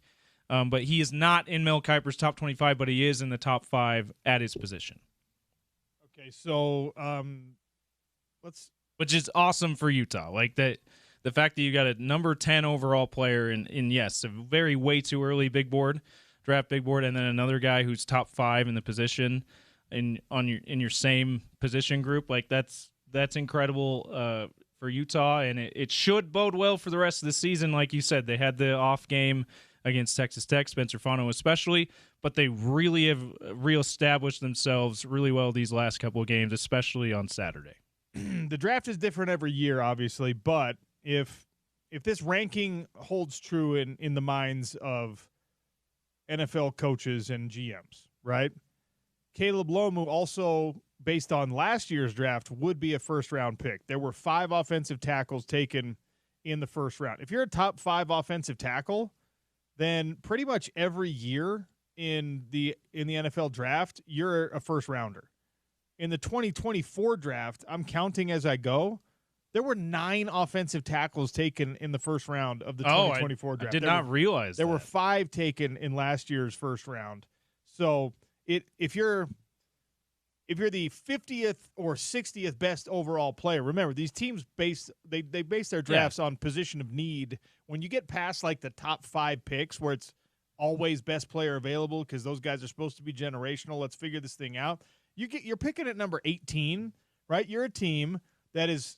Like, we need this specific thing. Like Caleb Downs, that's a bad example. But you might have a wide receiver who's the best player available at 18 or a running back who is. But that team is like, we're going to take an offensive tackle because that's what we need. I think Caleb Downs is actually a good example because, like, safeties are not highly sought after in the draft. When's the last time a safety went in the top 10? That's a good point. Safeties. So maybe he is a guy that might fall that far in the draft, even though he's going to be seen as probably a top 10 player. Exactly. He's like, everyone's going, this guy, if you get him, he's unbelievable.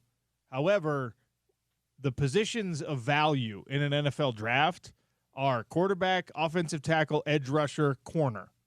Those are the guys that get drafted early. And obviously you sprinkle in some tight ends, you sprinkle in some wide receivers and things like that. But, I mean, this is a measurable thing. You can go back, and I'm looking again. I'm just going back year by year. 2025, there were 5 offensive tackles. 2024, there were 9. 2023, 1, 2, 3, 4. As I scroll down, at least 5. 4. Yeah, 5 in 2023. So if you are top 5 at the quarterback position, if you are top 5 as an edge rusher, if you're top 5 as an offensive tackle, you're probably a 1st-round draft pick. Yeah, we'll have to ask Jeff Schwartz if he thinks his quarterback from his Oregon Ducks, Dante Moore, truly is the best player. Would be the best player available in this draft class. I think he is an underclassman, so he may not declare for the draft this year. Although if he keeps getting this kind of grade, it doesn't matter how good the Oregon's chances to win national title the next season. He's gonna leave, but maybe we can see if he thinks Dante Moore really is worthy of number 1 player overall, number 1 quarterback overall. He's been really good. So that's the other thing. And then Fernando Mendoza was the other one that stood out to me. He's top 3 on Mel Kiper's top 25 big board right now as 2nd quarterback. So that's interesting to me. Even though he's been awesome, it's still like preseason, you would not have had Fernando Mendoza there. Mel Kiper also has Jordan Tyson, who we just saw at Rice-Eccles Stadium, the number 8 player on his big board. 6'2", 200 pounds through these 6 games. He has 47 catches for 523 receiving yards and 7 receiving touchdowns. No receiving touchdowns against the Utes, right? He had so where's 8 Smith catches. Snowden on your big board? Come on now. That's why I'm bringing this up, because when your game tape includes a performance like Smith Snowden had against Jordan Tyson, that helps you out a lot. Because if you can perform like that against elite competition, all you see in the NFL is elite competition, right? I don't know what Smith Snowden's pro day grade is going to look like. I don't. He's a little undersized. He's a great athlete. The two-way thing actually doesn't help you in the eyes of NFL scouts unless you're a freak unicorn talent like Travis Hunter is or was, right? Smith Snowden having that game when he's allowed to focus on the defensive side and he's the one following around the best player on Arizona State's offense, and he limited him. And even when he was able to catch the ball, even when Jordan Tyson was able to catch the ball, Smith, and credit to Blake Cotton and some of the other guys that helped corral him a little bit, Teo Johnson, like he didn't get loose. He didn't have a big play in that game. That is a huge feather in your cap. You go back to, the best example of this, the lowest hanging fruit here. Eric Weddle played against Megatron in a college football game, and he had like 2 catches for 17 yards or something. You know how impressive that is to an NFL scout? Yeah, that had to have had a lot to do with him being, what was he, a second-round pick, Weddle? He was, and he was actually the San Diego Chargers' first pick of that draft. Yeah, they didn't have a first-round pick. That had to have factored into their decision to take Weddle that early on. Was doing that to Megatron in the final game of the season, absolutely. In addition to his whole body of work, which was incredible at Utah. But especially when you're a guy who's like a little bit undersized, maybe you don't have all of the exact measurables that people are looking for, and that is going to be the case with Smith Snowden. He comes in, he's a little bit light, right? He's not, I'm sure pre-combine, whatever, he's going to gain a little bit of weight, but not so much that it affects his speed, because speed's the most important thing. But what is Smith Snowden right now? If we put him on a scale right now, what does he weigh? 178 pounds? There's no way he's 190. Yeah, he certainly has the look of a guy who's sub 200. But then, for sure. But then what's funny about that, OC, is you see that because that's what they look like compared to the other high level athletes on the field, and then you actually see how much they weigh, and you're like, oh, dang, a lot heavier than I thought.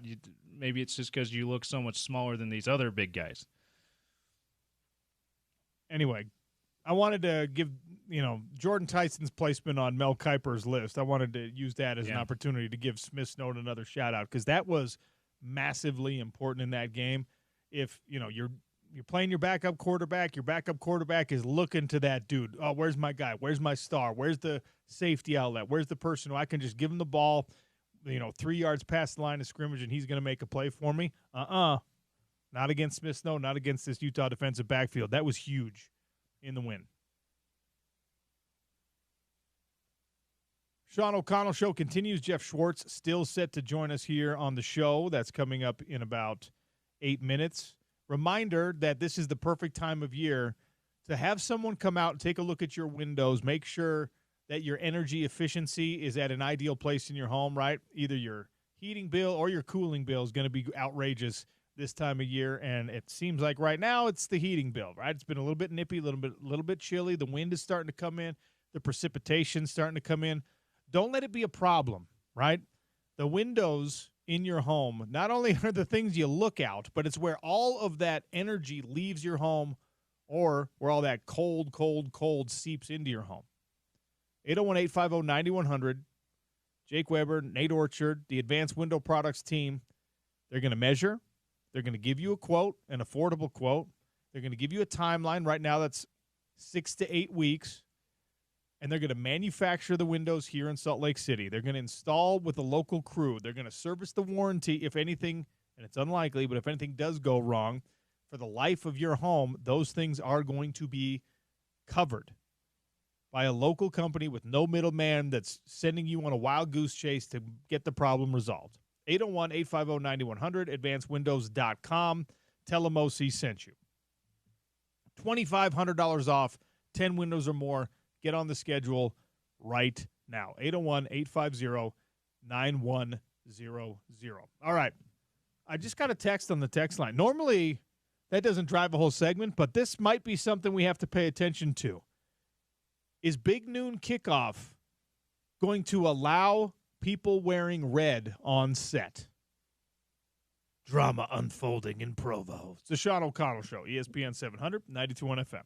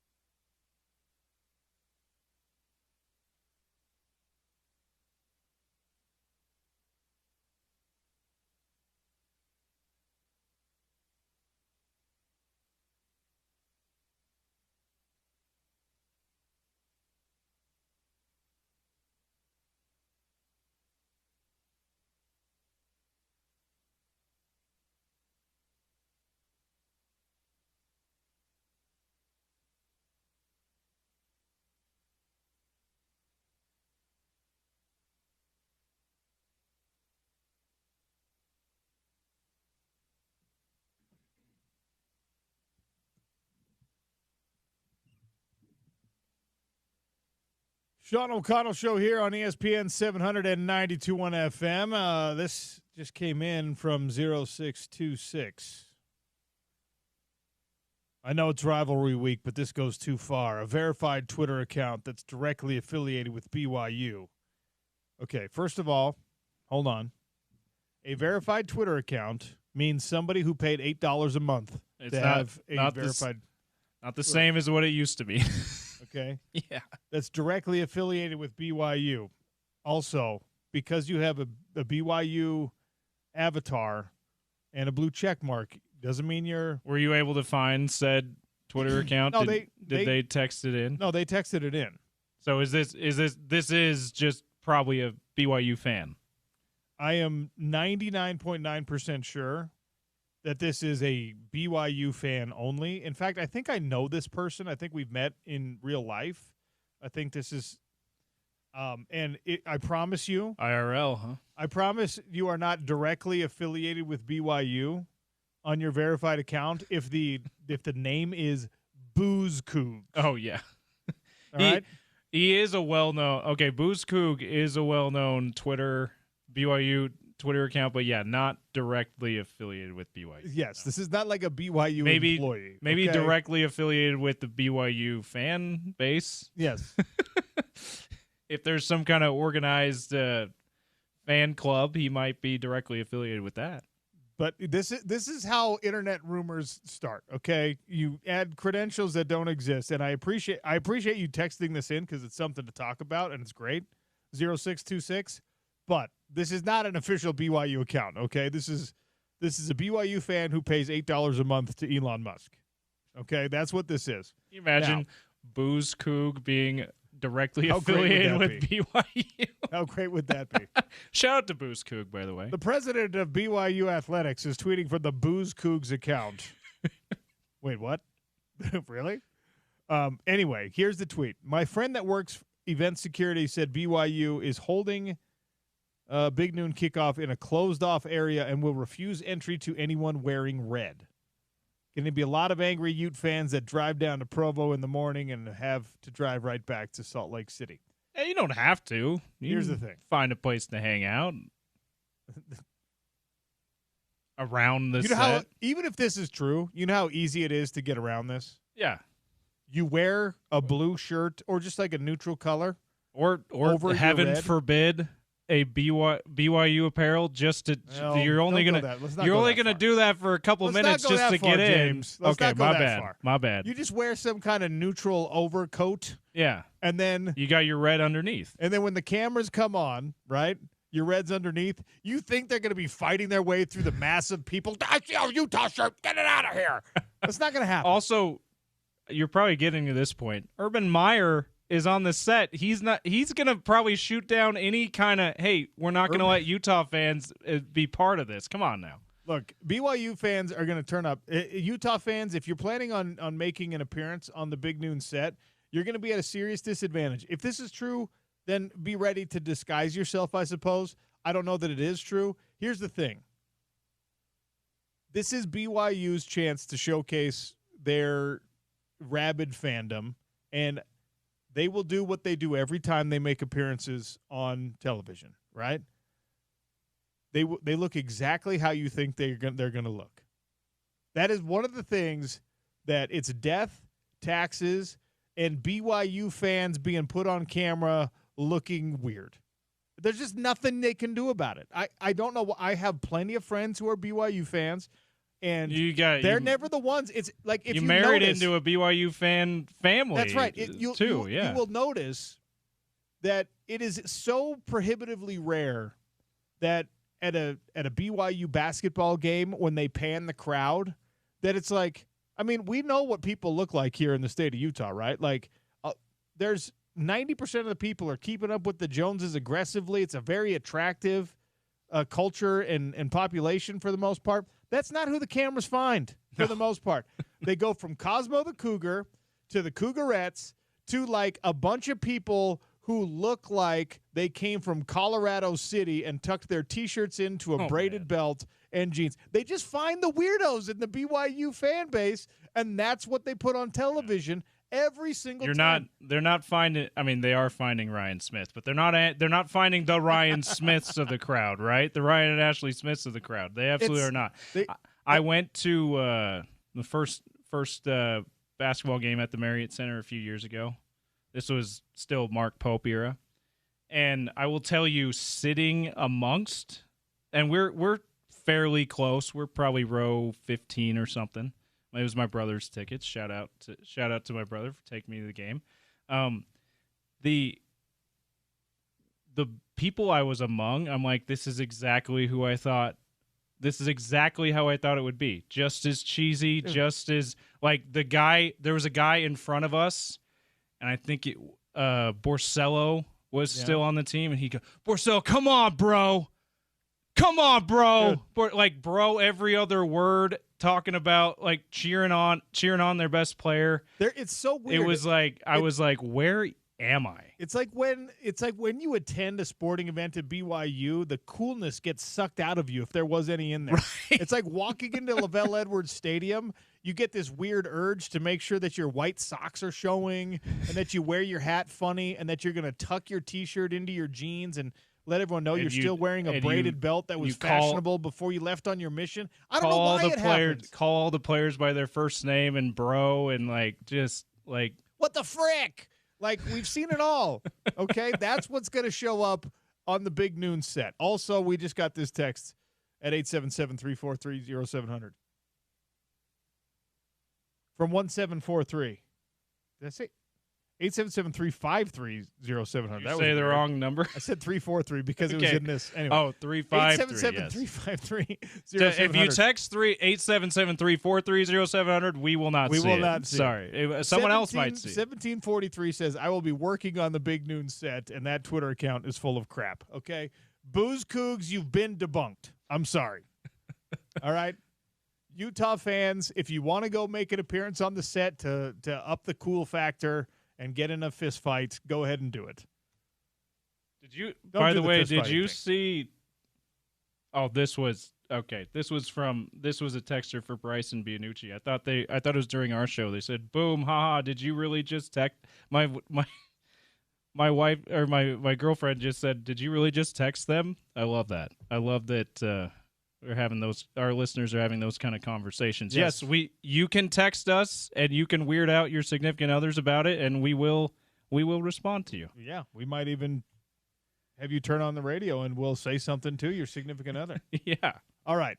Got to take a quick one here. We're going to come back with Jeff Schwartz, college football insider, NFL veteran, betting expert. You know his credentials. Jeff Schwartz next on the Sean O'Connell Show, ESPN 700, 92.1 FM.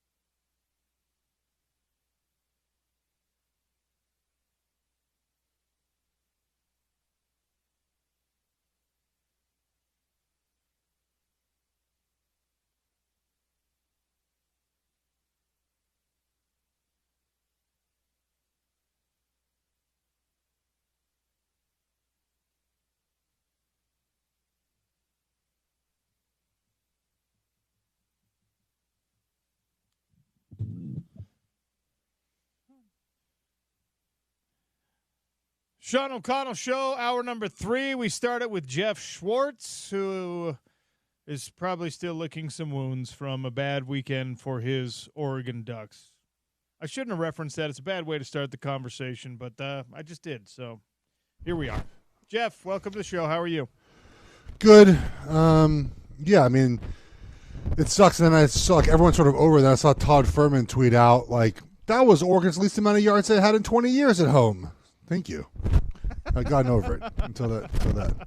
So I appreciate that. My things make a bunch of noise for some reason. I don't know why. It sounds like you're in a windstorm. What are you? I think I have a cable that's loose or something. I don't know. Right. Yeah, I mean, look, I think the thing that was most frustrating, Sean, and this is why the film is so important, right? Is you put the film on and it's it's never as good, never as bad, right, as you expect, and we played plenty fine in the trenches. I know people point they got no, not really. I mean, our 3 leading running backs, and if you want to include the hill runs, we average over 5 yards a carry. You take out the 3 hill runs, and the problem is that we basically only run the ball when he's in. Teams know that. We're at nearly 7 yards a carry, or 6.5 yards a carry. I mean, I would say that's winning football, right? Their running backs averaged under 4 yards a carry. Now, Mendoza killed us in the quarterback run, They only had 340 yards. You would think that would be good enough to win. Our offense was just so bad and so uncharacteristic of, we've had games we've lost, but, 34-31, losing like that was Fo's very excited too. It was just very surprising. It's not the end of the world in this college football atmosphere, right? You lose a game, even 2 games, you can still be a playoff team. I think it's just the reasons why we lost. And credit Indiana. Indiana, dude, they are well coached. They do what they do really, really well. And that staff is just an incredible staff, man. I have a lot of respect for Indiana. Are they a real national championship contender? I mean, this is obviously a huge resume-building win. Look, are they as good or have good do they have enough good players overall to beat Ohio State? I don't know. I'd even argue we have better players. That's not always what matters, right, Sean? And they just play so well as a group, and they have such belief in what they do. And their offense is not complicated, man. They run inside zone RPOs. They run a little bit of move the pocket, and they had 2 move the pocket type plays. They took a couple of shots. They only attempted 4 passes inside the numbers, which is insane. It just fades, back shoulders, outs. The one real time he was pressured, Mendoza, he threw a pick 6. They do a really good job of just getting the ball out, man. The ball's just out. It's what they do well. So yeah, I think they do right now. Who's an elite team? Nobody's an elite team right now. Ohio State's really good. Miami's really good. Indiana's good. Texas Tech looks like they're good. A&M is good, but there's no elite team. So I think Indiana has just as good of a shot as everyone else, which, we've talked about this for years now. I mean, just not really the way the sport's ever been, right? Where that blue chip ratio is typically the champion. So the champion is going to be Ohio State or Miami, and that would certainly qualify for that. But, yeah, just very impressive, man. All right, we've got a big one coming up this week in the state of Utah. I know that you developed some affiliation and affection for the Holy War and the Utes and stuff while we were working together and covering so closely the Pac-12. Obviously, now both those teams are in the Big 12.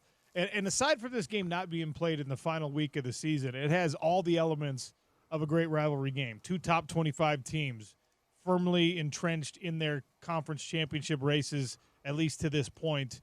And, when you look at the numbers for BYU and Utah, there are more similarities than differences. This is a mirror match in a lot of ways. So I don't expect that you've done the full film breakdown on it, but what are your thoughts on the Holy War rivalry from an outsider perspective? Screw BYU, right? Yeah. There we go. Yeah. There you go. Yeah. Yeah. Well done. Half your listeners are probably BYU fans. I think we have 3 or 4. I don't know if we have. Screw them. Look, man, I really think that people underestimate rivalries out west. You know, did you know about the Oregon Washington rivalry before we started working together? I did. Okay. I was familiar with it, but not obviously. Yeah. It went to the level I got to be after working with you for so long. And just like this is like a legitimate rivalry. I'm gonna rewatch American Primeval just to get ready for this, just to get ready for the Holy War. Well done. For that show's on Netflix, by the way. It's about 1870. Is that the year? The 1860s. Yeah. It's. I mean, people know. It was when. Well, the most important thing is that out there. I explained that I was watching this to my wife when Sean was over the house in August, and he gave my wife an entire 45-minute history of the Mormon people moving to Utah. It was wonderful. We learned a lot. But look, BYU's kind of gotten by in a couple of games. You know, they beat Colorado late last week. You can maybe excuse that, Sean, because there was a really big look ahead spot for them. Utah was also in a look ahead spot. They won 42-10. You know, so it depends how much you want to put stock into that. And Utah, how much owes them for last year? It is what it is. It was a close game. You had no quarterback, right? So, I lean to you slightly. This game is it at home or are you at BYU? It's at BYU. At BYU. I lean to you guys slightly. Obviously, your line and your defense and what you can do there, and I think BYU sort of hung by a little bit. They're not great in the red zone. They have a ton of third and longs, which isn't good as well. Their offensive line gets a ton of penalties. So I lean you guys slightly. They also don't have a bunch of TFLs. They don't do the little things that you guys just do a lot better. All right, I like that. I like that assessment. The fun little bugaboo yesterday was Kyle Whittingham was asked about Bear Bachmeier, the freshman quarterback for BYU, and he said he kind of interrupted mid-question. He said, "You know what? I'm not going to talk about any BYU players. Just I'll focus on my own guys. I'll talk about coaches, whatever, but I'm not going to talk about any of BYU players." And so, of course, social media takes that and everyone runs with it, and BYU fans are mad about it, and Utah fans love that he's kind of angering people with it, but it's not how he responds when you're talking about any other quarterbacks in the Big 12 conference, but he decided that was the tact he wanted to take with Bear Bachmeier. What do you think? Yeah, screw BYU. Don't talk about BYU. I mean, sure. If this is the worst the rivalry gets this week, Sean, real crazy stuff happening. I don't know. Maybe you don't want to talk about the quarterback. Well, he's not inclined to do so. He could talk about the team and what they bring. I'm sure he's watched film and he's got an assessment of what he can be. I don't have a problem with it. But I guess does he talk about when you play other teams? Does he talk about Jeff Sims or Sam Levitt this week? He did ask. Okay. He was asked, and he's a good player, talented, whatever.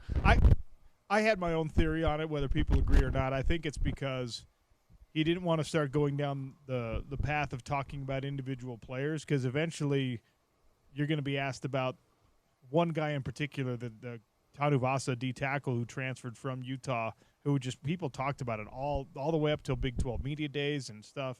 And I think he doesn't want to talk about those things in rivalry week, but maybe he just wanted to bother people. I don't care either way. I just thought it was funny. I love it. A little spiciness of the rivalry. Nothing wrong with it. Sure, you got Big Noon coming to Provo, right, for this game. I think it's the first time Big Noon has come to a game that they're not having on Big Noon.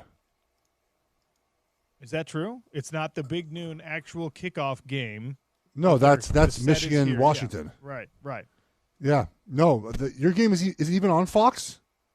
It's on Fox. But later, at night. 6 p.m. Mountain Time, which is the best time zone, as you're well aware. Are you? Did you go to the game on Saturday in that weather? I ended up getting there late. What were you doing? Why were you late My to Utah? My sister-in-law got married on Saturday. That's fair.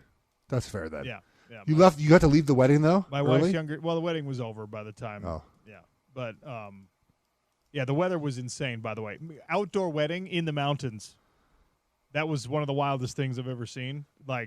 During the ceremony, they did a little ring ceremony and then kind of like a little dinner, and they were planning on dancing.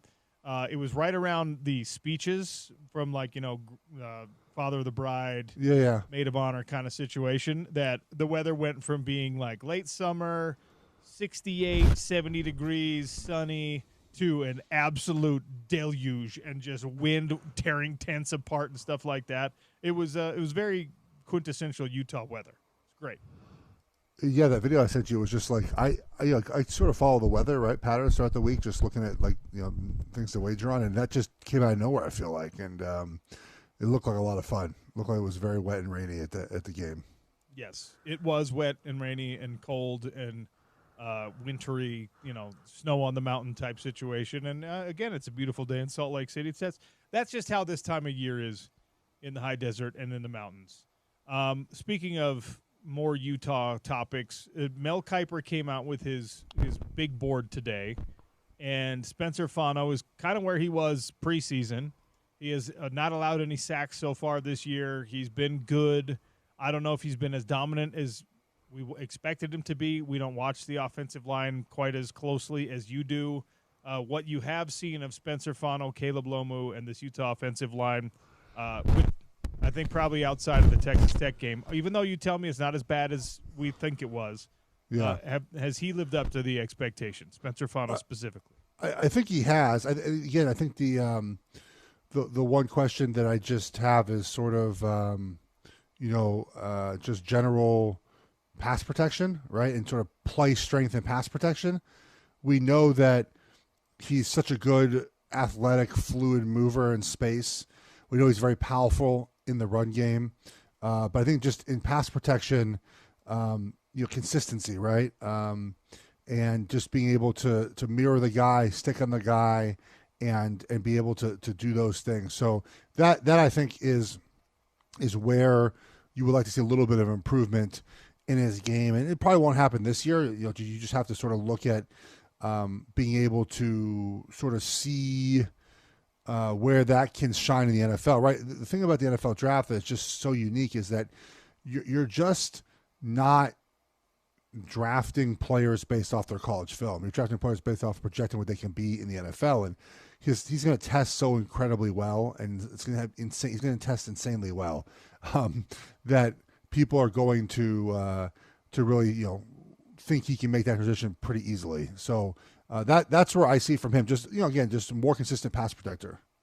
Caleb Loma was graded as this is Mel Kiper, who's not my favorite, but he had him as his fourth best tackle. And the way the draft has gone, at least the last 3 years, if you're the fourth best tackle, you're still a first round draft pick. Yeah. So I told you from the beginning, I love his smoothness of his pass sets. But he's just got to get stronger in the run game. That's it. His pass protection is really good. I think that's going to get a lot of people excited about him immediately as a starter in the NFL. It's just a matter of, can you get a little more pop, a little more power, and that's maybe just maturity, strength. Just sort of overall strength training, right? And as you get older, you get a little more of that old man strength. My buddy Brandon Thorne, by the way, it's at Brandon Thorne NFL.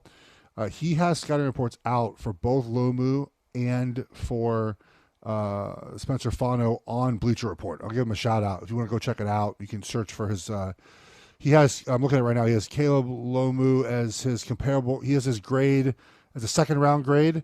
He had Fano, I believe. Here's Fano right here. He has Fano as a first round grade, and he's. It doesn't mean that you don't get drafted in the first round, the second round grade. I'm just telling you what he has for him as well. Interesting. All right, love to hear that. Swinging back to the rivalry game, and look, you're the wrong person to ask about this because you're so coldly rational about everything. But rivalry games are emotional, and they can be, volatile because of that. Penalties that you wouldn't maybe draw in any other game might become a factor. There's all this cross-pollination between the rosters. Guys that used to play for BYU are excelling for Utah. Guys that used to play for Utah are important for BYU. And then there's a bunch of guys, like even Devin Dampier, who's Utah's most important player in this game, who's he's not a Utah kid. He didn't grow up with knowledge of this rivalry. He didn't spend the last 3 years waiting in the wings, waiting for his turn to play in this rivalry game as he got to learn to hate BYU. And that's the nature of things in the college football world right now, where, you know, some of the most important players in rivalry games aren't actually emotionally invested in the rivalry at all. Is that a good or bad thing in your mind?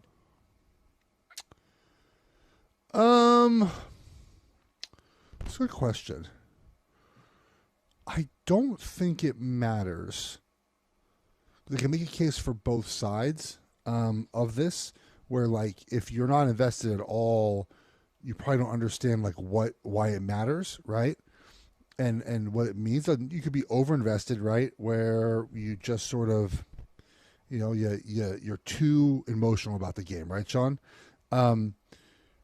I think the most important thing, and this sounds corny, but it is, right? It's like, just you want to have to win it for your teammates, right? And there's certainly a possibility that I'm sure he's had teammates tell him what this game means to them. And I'm sure Coach Whittingham has spoken about what it means to him and wanting to win the game for those guys and say, hey, you know, that to me is part of the rivalry as well, right? Is wanting to win for your teammates. And so I think that's probably where he nets out. But again, I don't think it matters that much whether or not you're, like, you grew up in this or not. All right, that's fair. I've been so wrapped up in this exact game and this exact matchup this week, and I will remain so. But what other important games are you watching this weekend? What, I don't know, from a wagering standpoint or just from you're a college football fan standpoint, what do you like this weekend? There is, the SEC stuff, right? There we go. Without fail, my daughter interrupted me for the 100th time. We've been doing this every Tuesday. Tell her I said hi. Alex is chasing me. Okay, well then leave him alone. What do you want from me, honey? LSU Vanderbilt, right, in the SEC.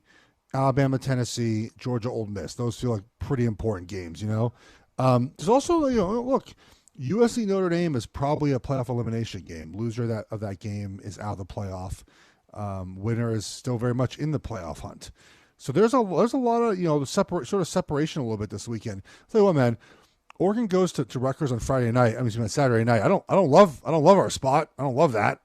Feels like a pretty tough game to have after you lose Indiana. So I think there ends up being 8 ranked teams going on the road against unranked teams. So it does feel like we're going to have a wild weekend of college football. It's going to be great when private equity gets involved. That's all what we want to see in our field is private equity in the sport. That's all we need. Yeah, especially from the UC education system. Like, that feels like they're broke. I don't know how they have the money to donate to obviously buy a share of the Big Ten.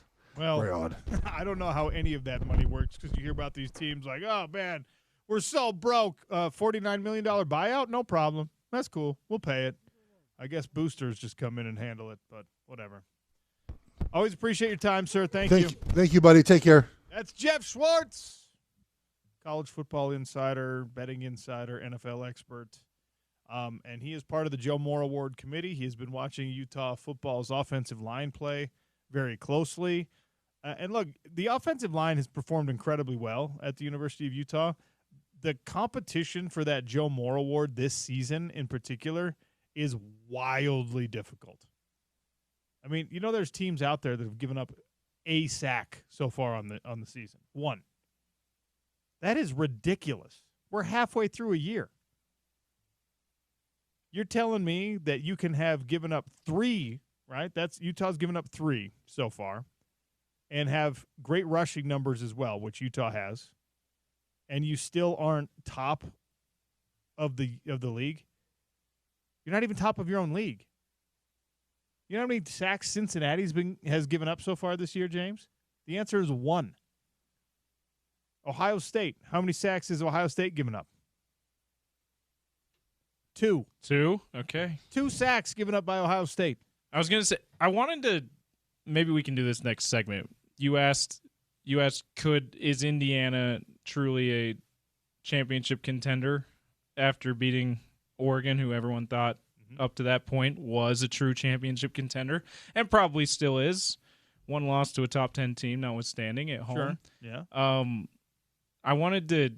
I had a thought on just how many I think there are. I don't think there's a ton this year, OC. I feel like the parity is rampant in college football, but at the same time, I don't know that there's that many teams that we know can win a championship, a national championship this year, like in years past. We'll do that. We'll go through and we'll see. Like, you make a case, I'll make a case. We'll see if we can count how many teams are actually contending for playoff spots and maybe a national championship beyond that. Quick reminder, though, love the Utes. It's time for you to enter the Your Turn at the Mic experience, which includes a chance to appear on The Drive with Spence Checketts, tickets to the Utah-Colorado game, lunch, $250 to spend at the Utah Red Zone. Here's how you win. Listen to Spence's show, The Drive, 2 to 6, right here on ESPN 700. He's giving out keywords. You're going to then text those keywords to 33986, and America First Credit Union is hooking you up, the official credit union of U of U Athletics, the only place you can get the Utah Athletics Visa debit card. Tickets to the Utah-Colorado game, lunch, $250 to spend at the Utah Red Zone, and a chance to appear on The Drive, which is the greatest prize of all. You can spew all your takes that you usually spew on social media to Spence live on the radio. How about that? Okay, so NBA Today is on, right? On the television in front of me right now. Yeah. And a Ute royalty appeared on NBA Today on accident, I think. But I'll tell you who it was next on the Sean O'Connell Show, ESPN 700, 92.1 FM.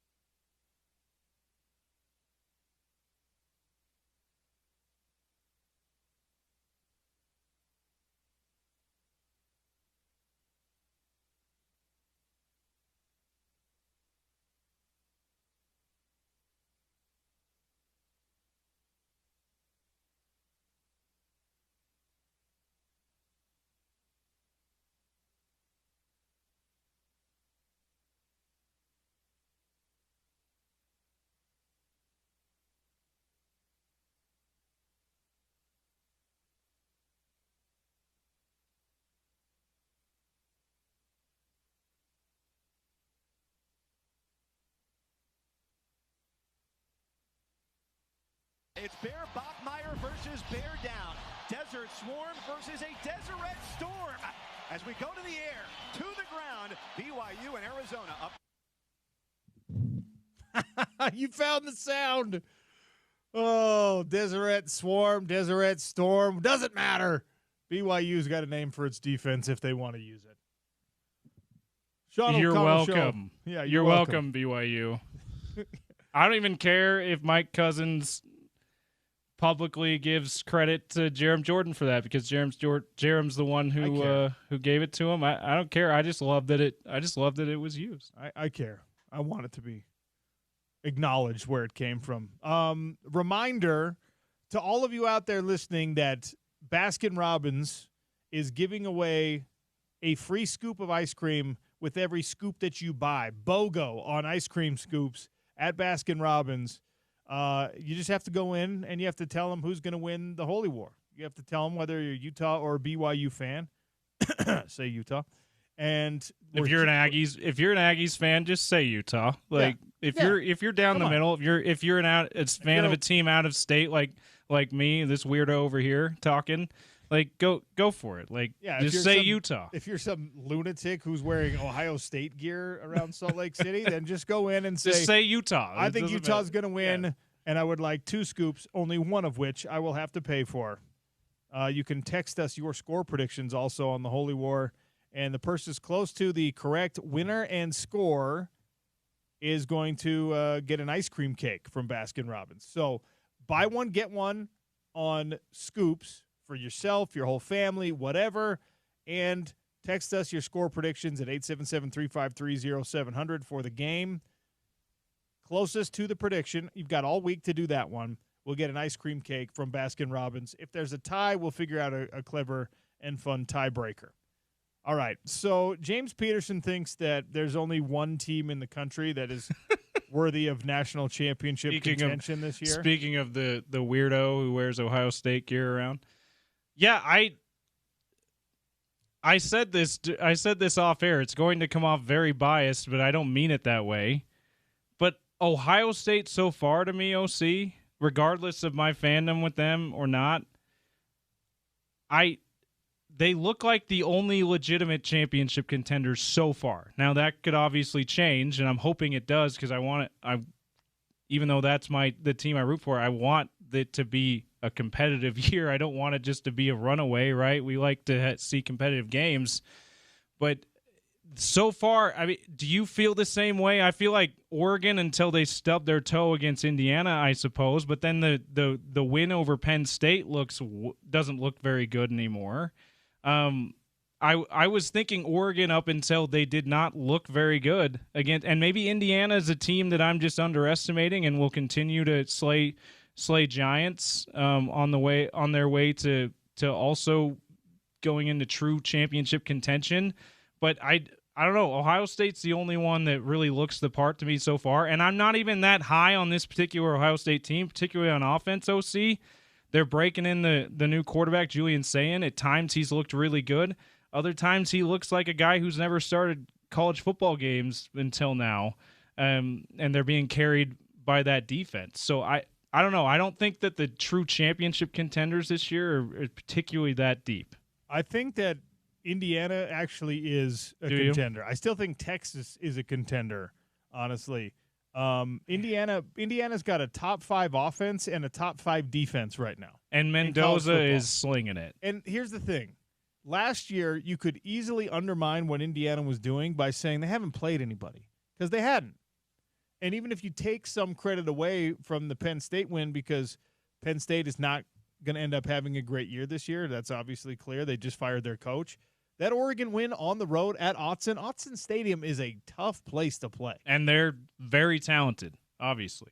I mean, LSU's a good team right now. I don't believe in LSU. Miami, I don't like to believe in Miami, all right? I don't want to believe in Miami. Miami has a top 10 defense right now. Yeah. And they score more points per game than Ohio State does. Yeah. Miami has somewhat looked the part, too. I mean, they have the resume that says they've looked the part. But there's been times, too, when they've let when they've let they let Florida State back in the game. And that's college football. Yeah, That's why true. college football is fascinating. You just don't expect Carson Beck to be the guy who's he's a fifth year. Is this his fourth or fifth year as a starter to be the guy that lets an inferior team back in the game, though? Well, it's a defense that lets an inferior team back in the game, right? So here's when you look at the top 25 rankings right now in college football, you've got kind of like your usual suspects. Ohio State is the top of that list. Alabama's still lurking. And despite all of the overreaction, Alabama's a one-loss team right now. They actually have really started to look the part. I'll be honest on that. Kalen DeBoer dragged by his fingernails and teeth a Washington team through 8 one-score victories all the way to a national championship bid. Now, that was a really good Washington team that had, 5 NFL players on its offense. And you could argue the best quarterback in the country, even though he wasn't, even though there's guys who won awards over him. So Alabama is somebody you have to reckon with. I don't like having to say this. Texas Tech, by the numbers right now, just how many points do you score and how many points do you allow? Texas Tech is a top 10 team by every single metric. And if you are both offensively proficient and good at stopping somebody else, you're going to contend. You're going to contend. Now, can you carry that into a playoff scenario if you're Texas Tech, if you're Utah, if you're BYU, if you're Cincinnati, if you're whoever emerges from the Big 12? You have – that's the tough thing, right? We got this expanded college football playoff in place, and last year it was just all right, now you have an opportunity. Well, Boise State, it was just too easy to take away the thing that made them good for a well-rounded team, right? But Arizona State was 3 plays away. Even though you could argue Arizona State was pretty one-dimensional on offense, in the same way that Boise State was. They obviously had more talent besides Scadaboo with Levitt and Tyson, but it was they were but they still they were 1.7 dimensional. Yeah, and Boise State was truly one-dimensional. One-dimensional. Yeah, it's we have one player that can kill you. And, even our offensive line is not particularly great. I mean, Arizona State, revisionist history is annoying. I understand. But, they proved that they could hang with teams that belonged all year long in the national championship conversation, right? So we won't know that about Texas Tech until we're done. They look really good right now. I don't expect them to finish undefeated. Yeah, because right. This Big 12 conference has enough good teams to make your life a little bit miserable, a little bit questionable, and they have been so lucky with injuries so far. What happens when one of these guys that's making $3 million to rush the passer for him has to miss a BYU game or has to miss a Kansas State game, right? What happens? We don't know. Yeah, the upcoming schedule for them, just for context, ASU this week. And I don't know, which is still, I think, a tough game. We don't know the status for Sam Levitt yet. He wasn't a boot though, so I would presume he's probably not playing, but we'll see. Then Oklahoma State, that's going to be an easy game. Kansas State has looked better. That could end up being a tough game, especially if you talk about injuries. They do play BYU. They got BYU at home, and then UCF and West Virginia. So not a really tough schedule to end the season, but you got ASU this week. You got Kansas State, who by that time might end up being a team that can beat anybody in the conference again. They've started to look that way again. And then they got BYU, who at that point will probably still be in the title game. That might be for a chance to be in the title game for BYU. So that a fairly tough schedule for them. By the way, the scheduling thing is so fascinating in this conference, right? So just let's take the top 3 teams in the conference right now. We'll do the top 4 teams in the conference right now. You know what? We'll save this for tomorrow. We're running out of time today. Yeah. I'll say this. Schedule matters so much when you're talking about a college football conference race, because who you meet when you meet them. Are you at your best? Are you at your healthiest when you have your toughest games? Are you on the road or at home when you're on your it matters, and the coaches can do nothing to control it, so they always diminish it, and they say, no, we'll just play whoever, wherever, whenever.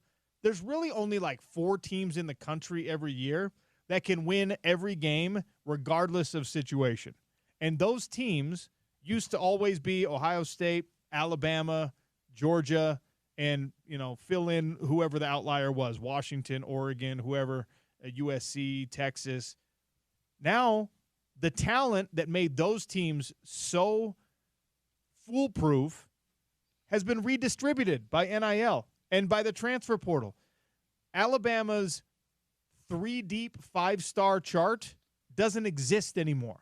Georgia doesn't have blue-chip guys backing up the backups of other blue-chip guys anymore because you can't afford that. They can afford more than we can, but nobody in college football now can afford to keep a winning starting quarterback who's a freshman on the bench. You just can't do it. And that's why it's looking the way that as I started this segment with, looking like, are there that many true title contenders? It's the oxymoron. Everything looks, the best programs look so much weaker than they used to, but then everybody's stronger, so they're still really strong, right? But the oxymoron, the flip there, right, is, there's not that many national championship contenders. That means they're all national championship contenders. Means everybody's a contender, which is great. That means your top 25 right now. It's great theater. Your top 25 right now, you go down to do I think BYU can win a national championship this year? Probably not. They're number 15 in the country right now. Do I think they can make a playoff? Sure. Yeah, and maybe win a game. Do I think Vanderbilt can win it? No, but that means we go the top 12 as of today: Georgia Tech, Tennessee, LSU, Georgia, Oregon, Texas Tech, Bama, Ole Miss, A&M, Indiana, Miami, Ohio State. Would you be shocked if any one of those teams won a national championship this year? The answer is no. Maybe Georgia Tech, but they've proved they've been really good, so we probably shouldn't be that shocked. They've got a super experienced quarterback, right? Haynes King. That's like looking at the brand and being shocked. It's kind of why you would be shocked at that. Same way with Indiana. Even though they proved it all the way to a college football playoff appearance last year, and they've continued to prove it this year, it still would be shocking because it's Indiana, but we shouldn't be shocked about it. By the way, does Indiana play Nebraska? Did they already play Nebraska? I haven't paid close enough attention, I guess, to what they've done so far. The Oregon game is the toughest game they've played in 2 years.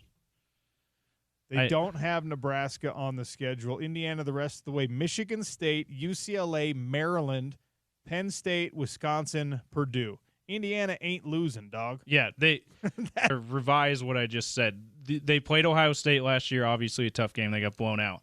They played Notre Dame in the playoff, but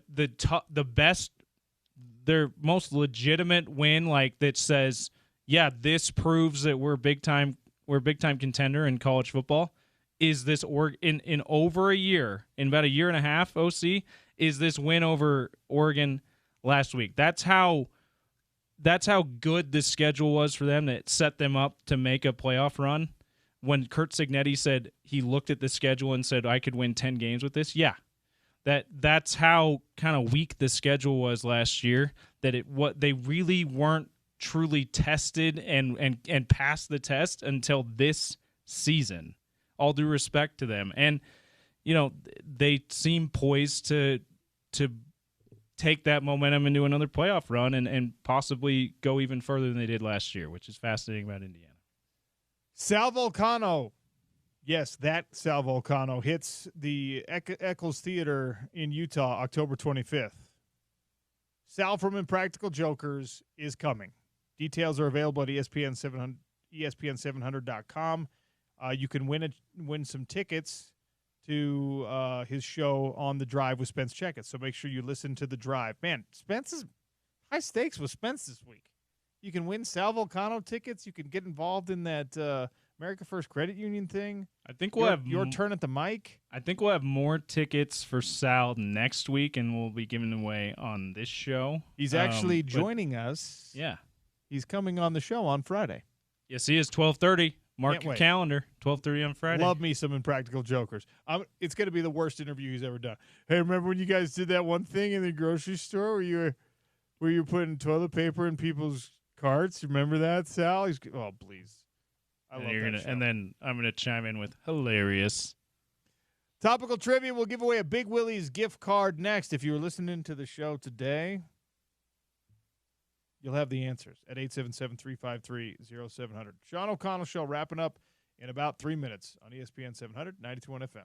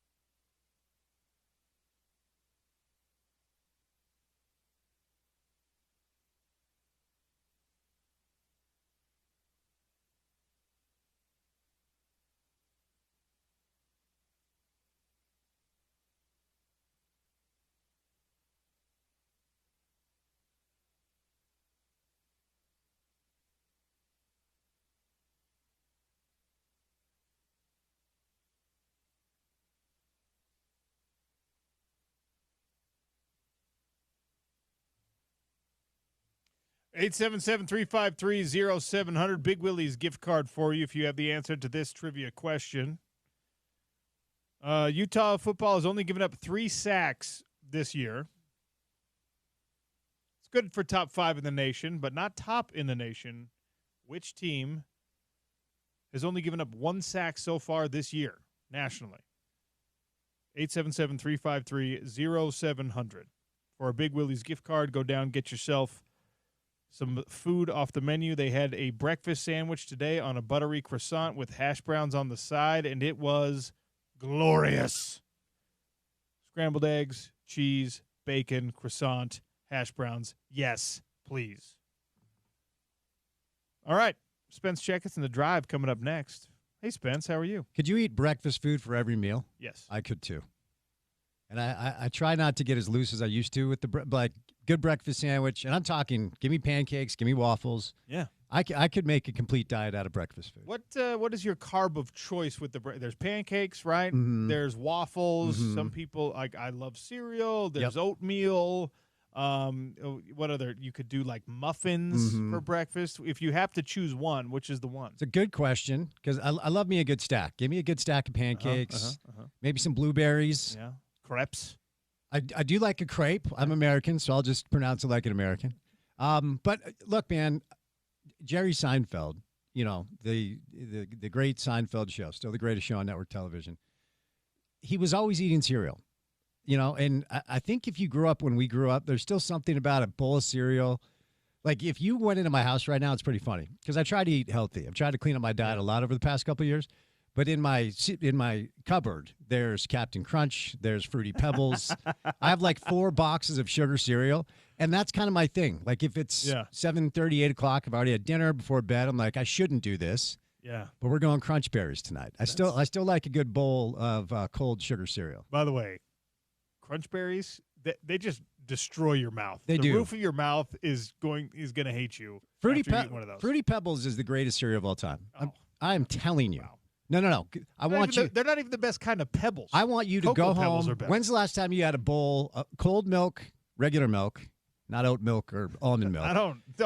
You don't have to qualify that. 2% milk, ice cold over a bowl of Fruity Pebbles. When's the last time you did that? I mean, we don't do Fruity Pebbles because Cocoa Pebbles are the better version. When's the last time you did Fruity Pebbles? Years ago. Then you need to be reminded, is what I'm saying. I think I remember that they were good, but not as good as Cocoa Pebbles, so you get the Cocoa Pebbles. If it's been years, I just want you to try one bowl of Fruity Pebbles. I will commit. I will do that. Thank you. And I want you to do this. Cracklin Oat Bran. Gross. No. Anyway, continue. It's not. It is. It is. No. You don't know what I'm talking about. I don't think I do. Cracklin Oat Bran. Okay? Get yourself a box of Cracklin Oat Bran. Okay. You're going to I don't want this health cereal. It's not going to be good. No. I want you to pour it. I want you to put your ice cold milk on it. Okay. I want you to wait 60 seconds because it needs to absorb the milk to soften up. Okay. And then I want you to house that thing, and you're going to be like, this is the best cereal ever. Cracklin Oat Bran. Cracklin Oat Bran leaves all other cereals in the dust. If you'll do the same with the Fruity Pebbles, I'll do the same with the Cracklin Oat Bran. All right. Agreed. It's agreed. Agreed. Yes. There's a football game on Saturday. Should we dig into it? Is there? There's a few, I think. Cracklin Oat Bran versus Fruity Pebbles, the rivalry you're all thinking about this week. That's what everybody wants to talk about. I think it's I got to say, I think it's wild the line hasn't moved 1 point or half a point one time. Nobody is touching this. 3.5 point favorites for Utah still. Yes, over under 49.5. Money line hasn't moved. Nobody has touched this line one time, and it's already been almost 72 hours since it was released. That's because Mormons can't bet. That's why. LDS, please. Sorry. Thank you. Just act right. Members of the Church of Jesus Christ of Latter-day Saints are Holy not War. supposed to bet. It's the Holy War. And yes, they did a 2-year campaign that was called I Am a Mormon, and then 2 years later said, wait, hold on, but still LDS now. It's the one part of this week that really is a little bit uncomfortable, where Witt's like, hey, I don't want to talk about their quarterback, and the BYU fans like, he's anti-Mormon. He doesn't want to talk about Bear. He hates LDS people. It's like, he is a Mormon. He'll be at church sitting by you on Sunday. Like, relax. I really tried to just have fun with the week. I think it should be fun. I think it's the coolest week that we have. Glorious. And right now, there's the projections coming out for the NBA. Our local pro basketball team is in for another rough year. The Mammoth, I think, will be fun to watch this year. It's a good young team. Hope they make the playoffs. RSL might squeeze in. This is kind of all we have right now in the state. Like Utah, BYU when you football. Put it that way. It's kind of like the thing now that we have. And more often than not, when it is played, because it took a bit of a hiatus here or there, it's the biggest event on our sporting calendar. But I think this year it's like not even close. And we'll see what the data looks like after the game. But with Fox News in town, Well, I should say Fox Big Noon. I don't know if Fox News is here, but shout out if they want to roll in. Fox News is always here. Oh, I know. Believe me, I got friends. Roll up. Is Tucker still on there, or is he gone? No, he's doing his own thing. Well, shout out Tucker. No, he's a man on an island. Is now. he really? Okay. Yeah. Anyway, with Fox Big Noon here, prime time kickoff. There's a chance this is the most watched rivalry game in the history of the 103-year or what does BYU claim? Like 10 losses don't count for some reason? That's right. Because they were the Brigham Young Academy at that point. Okay.